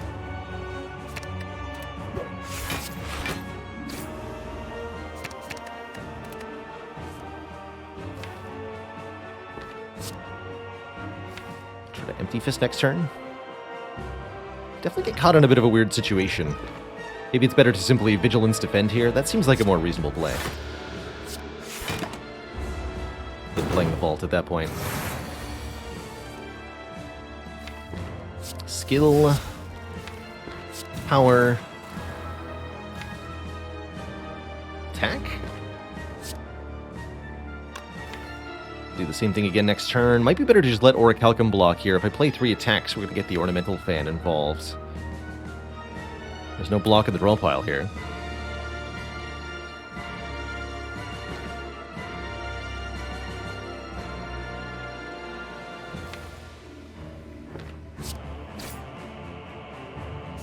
Get that Crescendo into my hand at the very minimum.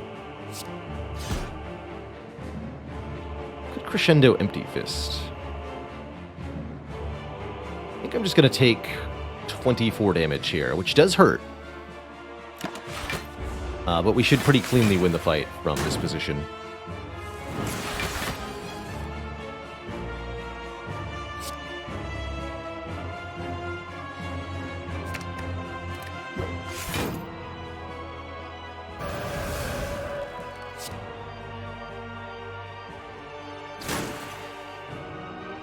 9 sounds good.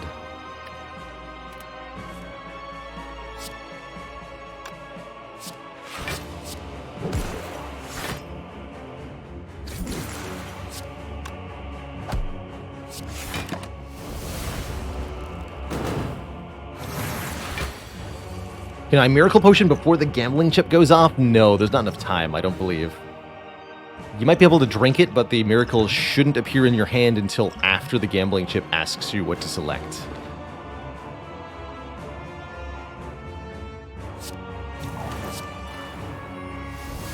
So unless there's a way to do it with a UI glitch that I don't know about, I don't think so.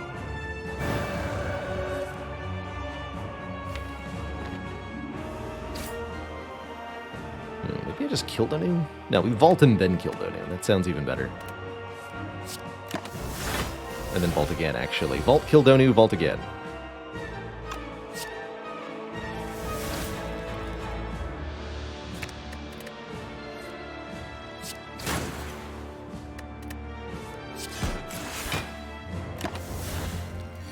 Just keep vaulting.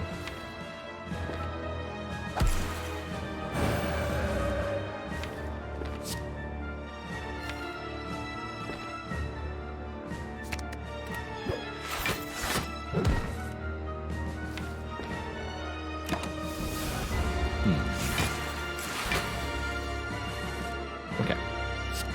GG. One boss down, one to go. We've got 39 health for the second boss, which hopefully should be enough. Given that it's the Awakened... Actually, 41 health, excuse me. Given that it's the Awakened one, I don't have a lot of concern here. Let's gamble all these. Let's keep one Just Lucky, one Cut Through Fate. We're looking for... Yeah, fastings are good, although this turn could hurt quite a bit. It's okay. We want to get those fastings in play before the multi-attack turn.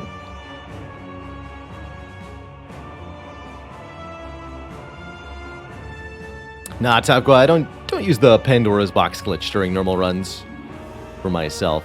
I like to try to make the cards I get from the box work, whether they're very good or very bad. Both results I really enjoy trying to succeed with. Oh yeah, it's gonna be more block to do. Just Lucky Empty Fist here. So I should go Eruption, Just Lucky Empty Fist.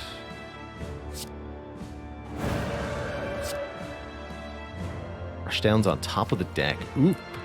Given that we just used all of our Wrath, I'm gonna discard that.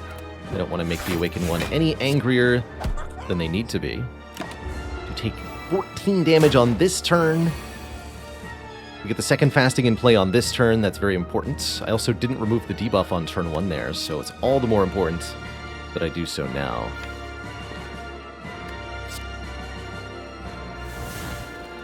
Let's do power, attack, and skill. That means I cannot vault, unless I bottled a miracle, in which case I should have done so prior to playing the Apotheosis. Although I needed room in hand, so... blah. Needed to make a lot of things happen this turn. I think I will probably use one of these miracle bottles, despite the inappropriate timing. Because I need to play fasting, miracle... I'd like to either... and crush joints, and then I'd like to either vault or... full block. Looking at the next turn, I'd like to vault. Let's do that. We do remove both fasting debuffs. Even though only one of them was played this turn.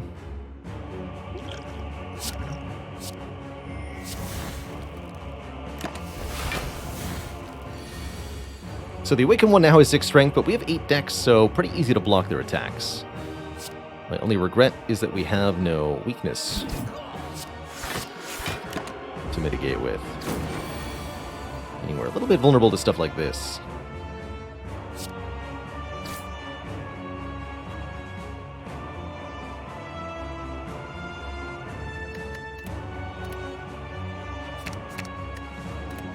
Take the wheel kick here.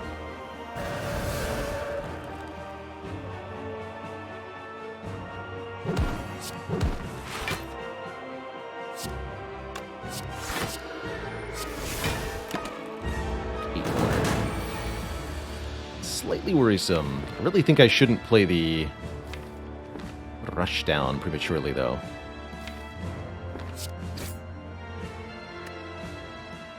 We don't want to give the Awakened One any more strength than strictly necessary.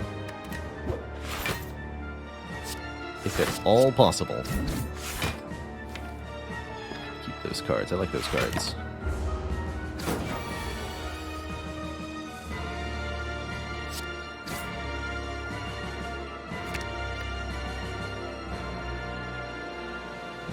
Actually, discard the Vigilance.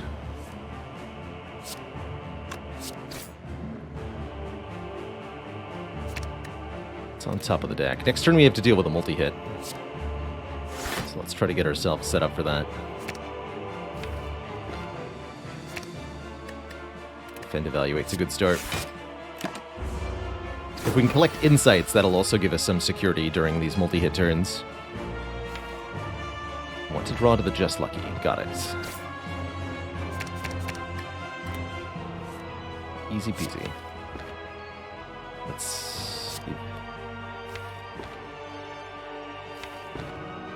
Insight, then Just Lucky, then Evaluate? No, defend. Insight. Evaluate, Just Lucky. That's the order. I will keep that Eruption, actually. We might be killing next turn. At least killing phase 1 on this turn. Let's see what we can do.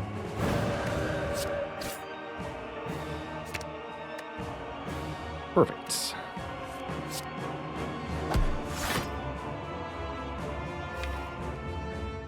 Next turn we get attacked for a lot of damage. Defend, Vigilance, Evaluate should keep us pretty safe, though. Try to guaranteed set that up. 46. Easy. Easy peasy. And it's either 24 on the single hits or the multi-hits will be 16 by 3. Those are going to be scary, especially if we draw a Void. But 24 is very doable.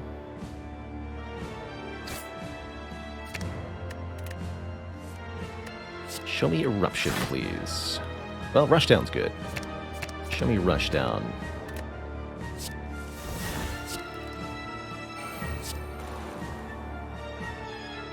No sign of Eruption, That looks like a very offensive turn next turn, especially with Vault coming up. So let's try to just set ourselves up here.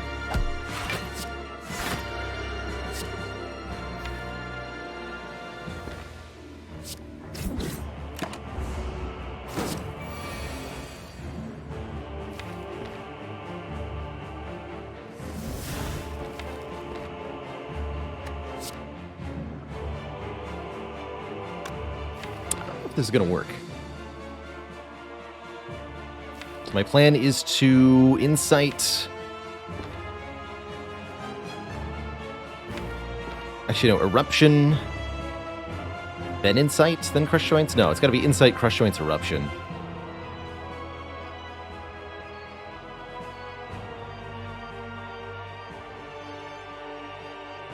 There is no way to know which boss your second one's going to be, unfortunately. Just a lucky guess for me that it would be Awakened One. We're talking about the potential of it, because I'm more worried about them. But there's no way to know for sure, alas. Also just block, huh?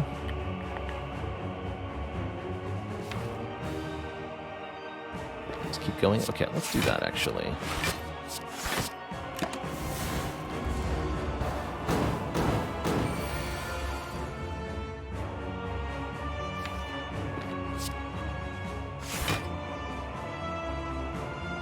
We actually need to get to a block card. So drawing into Insight, into then Empty Fist and Vigilance looks good.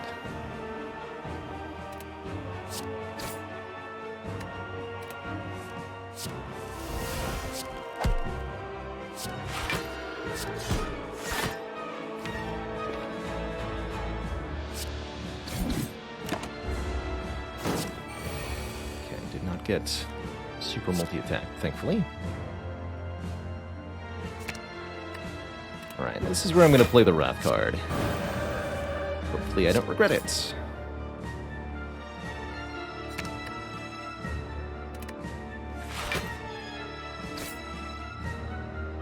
Vigilance on top, huh? Let's just vault then. Now is a good time for vaulting.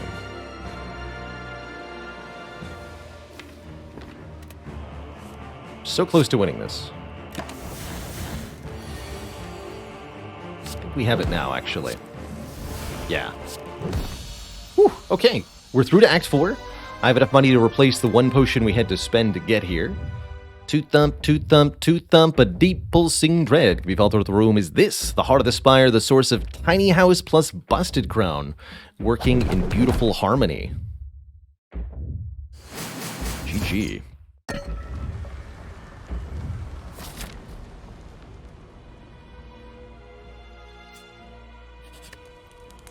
We're missing 17 health. That's probably going to be a rest from me over a card removal. We've gotten all the really important cards to remove gone. After all the strikes are now gone. That said, Judgment would be a nice remove. But 17 health? That's pretty important to me. I'll have a snooze. Flex Potion with Orange Pellets is absolutely mental. 5 strength for one fight.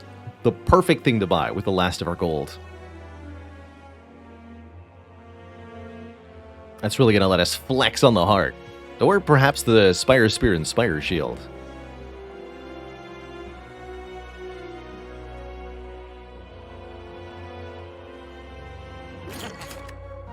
OWM, what is the Corrupt Heart's favorite flavor of chewing gum? Spire Spearmint.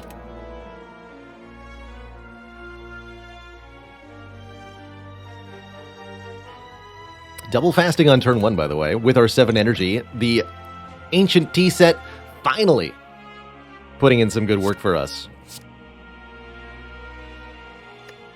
You love to see it. And we even drew the attack that we needed to. Good.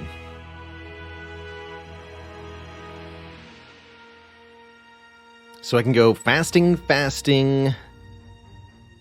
Lying Sleeves, Miracle Vault if I want to. If I want to flex potion in this fight, this would also be the time, although quite frankly, with this opening draw, I don't know that we need to use any of the potions at all.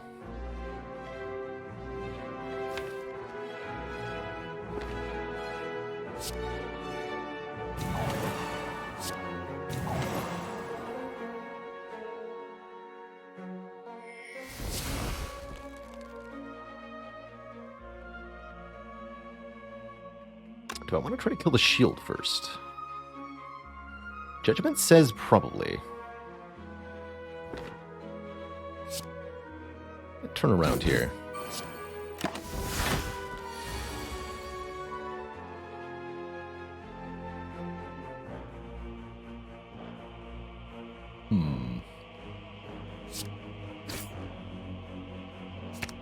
Discard the Wheel Kick, draw the other Cut Through Fates. Cut Through Fate here as well. We'll draw Vault to get rid of the burns next turn. That's beautiful. Along with Cut Through Fate. Perfect. And I can deliberately even take 1 damage here by blocking 17. Play this. And that way we get 3 more draw alongside the Vault, perhaps getting us closer to Apotheosis. I like that quite a bit. Oh, no, wait, because the Ornamental Fan. I'm not going to take the 3. Never mind. They're the 1. I could defend Crush Joints, then I'm short 2. I don't get the insight, though.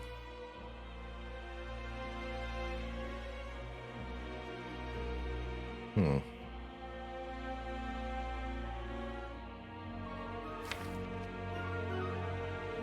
think that's what I want. I want to take the damage.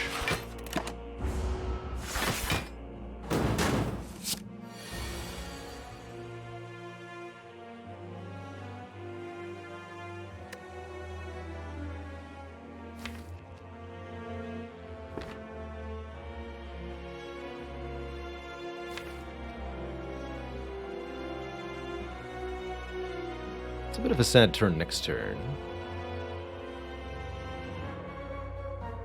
Guess it doesn't have to be all next turn.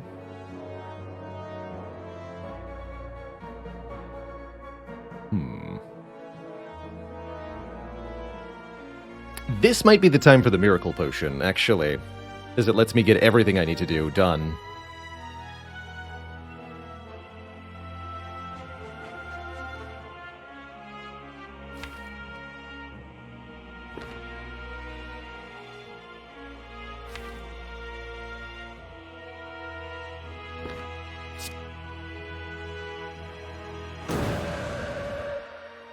Let's see what's on top. Okay, Rushdown is the top card.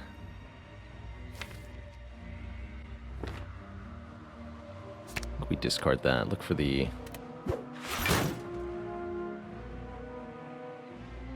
Apotheosis here. There it is. Create these miracles.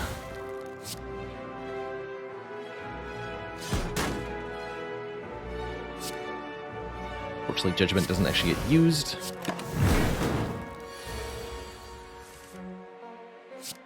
And then we're great.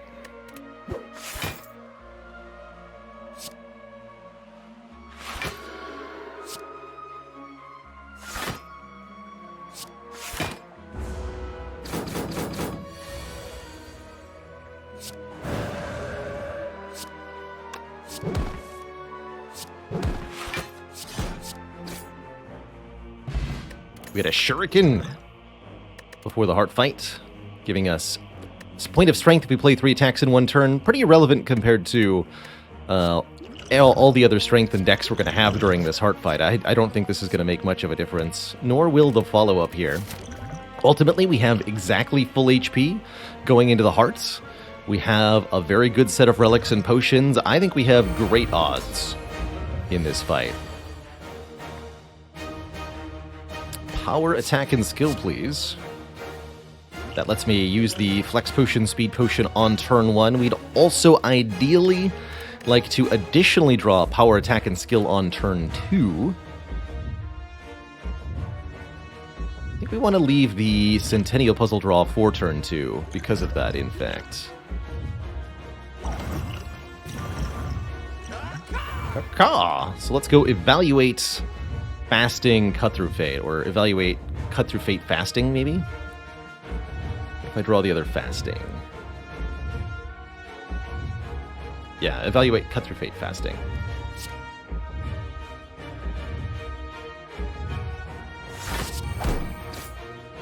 And indeed, I do draw the other Fasting. Although I know I want to make this next turn, right? We want to draw Fasting next turn to activate the Orange Pellets next turn to remove all of our debuffs again next turn, getting rid of the Frail and Vulnerable and all that. So let's keep... Just played Cut Through Fate, right? That's right. So we're going to draw the Cut Through Fate. I want to get the Crushed Joints and the Fasting. We keep the Miracle in our hand. That's guaranteed.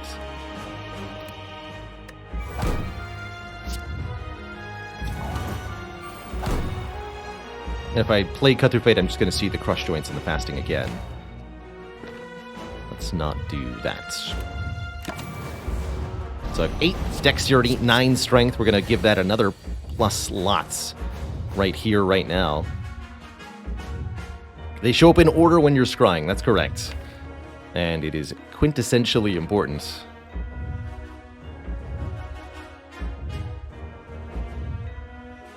All right, draw me some cards.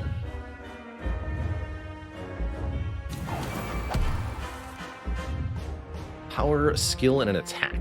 Definitely don't want the attack to be Eruption. Go Apotheosis. Crush Joints. And Miracle, play the 2 skills. Full block, easy. Without Frail. Don't draw the Stinky Void, it is stupid.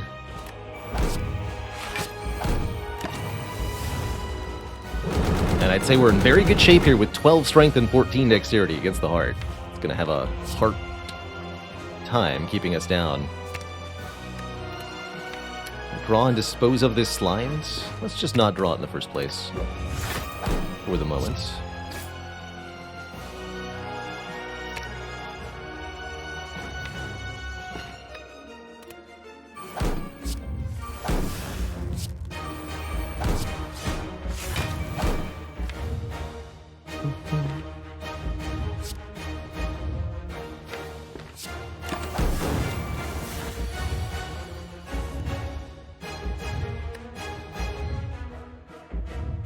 crescendo here.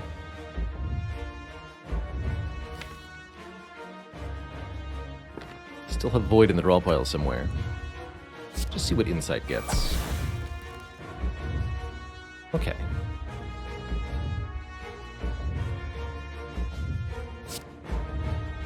Make this our Vigilance, then Crescendo turn.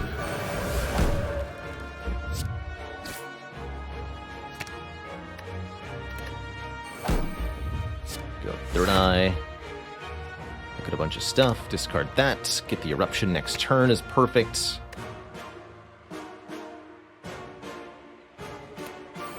We go defend, Empty Fist. Cap the damage on that turn. That's a pretty good sign.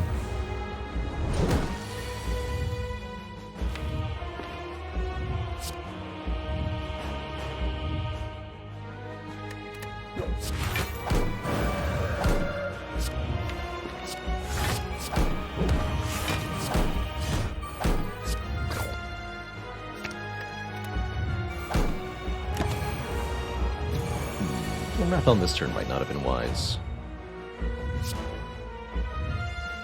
Never die here, though, thankfully. Let's do Evaluate first. That way I can draw the new Insight. That you can even tell it was the new one because it went all wonky. It's also the only Insight in the draw pile. Pretty funny.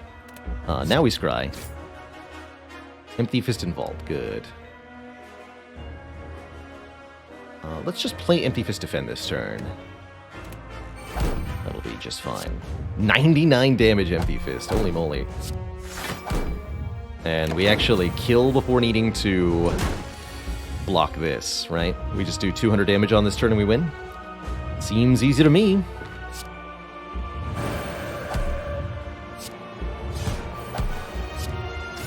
GG. Hey there, if you enjoyed that video, watch this one next. And before you go, join us on Twitch and watch live. I'm there 5 days a week playing Slay the Spire, answering questions, and chilling with the community. Click the link in the description to follow right now. Ta-ta for now.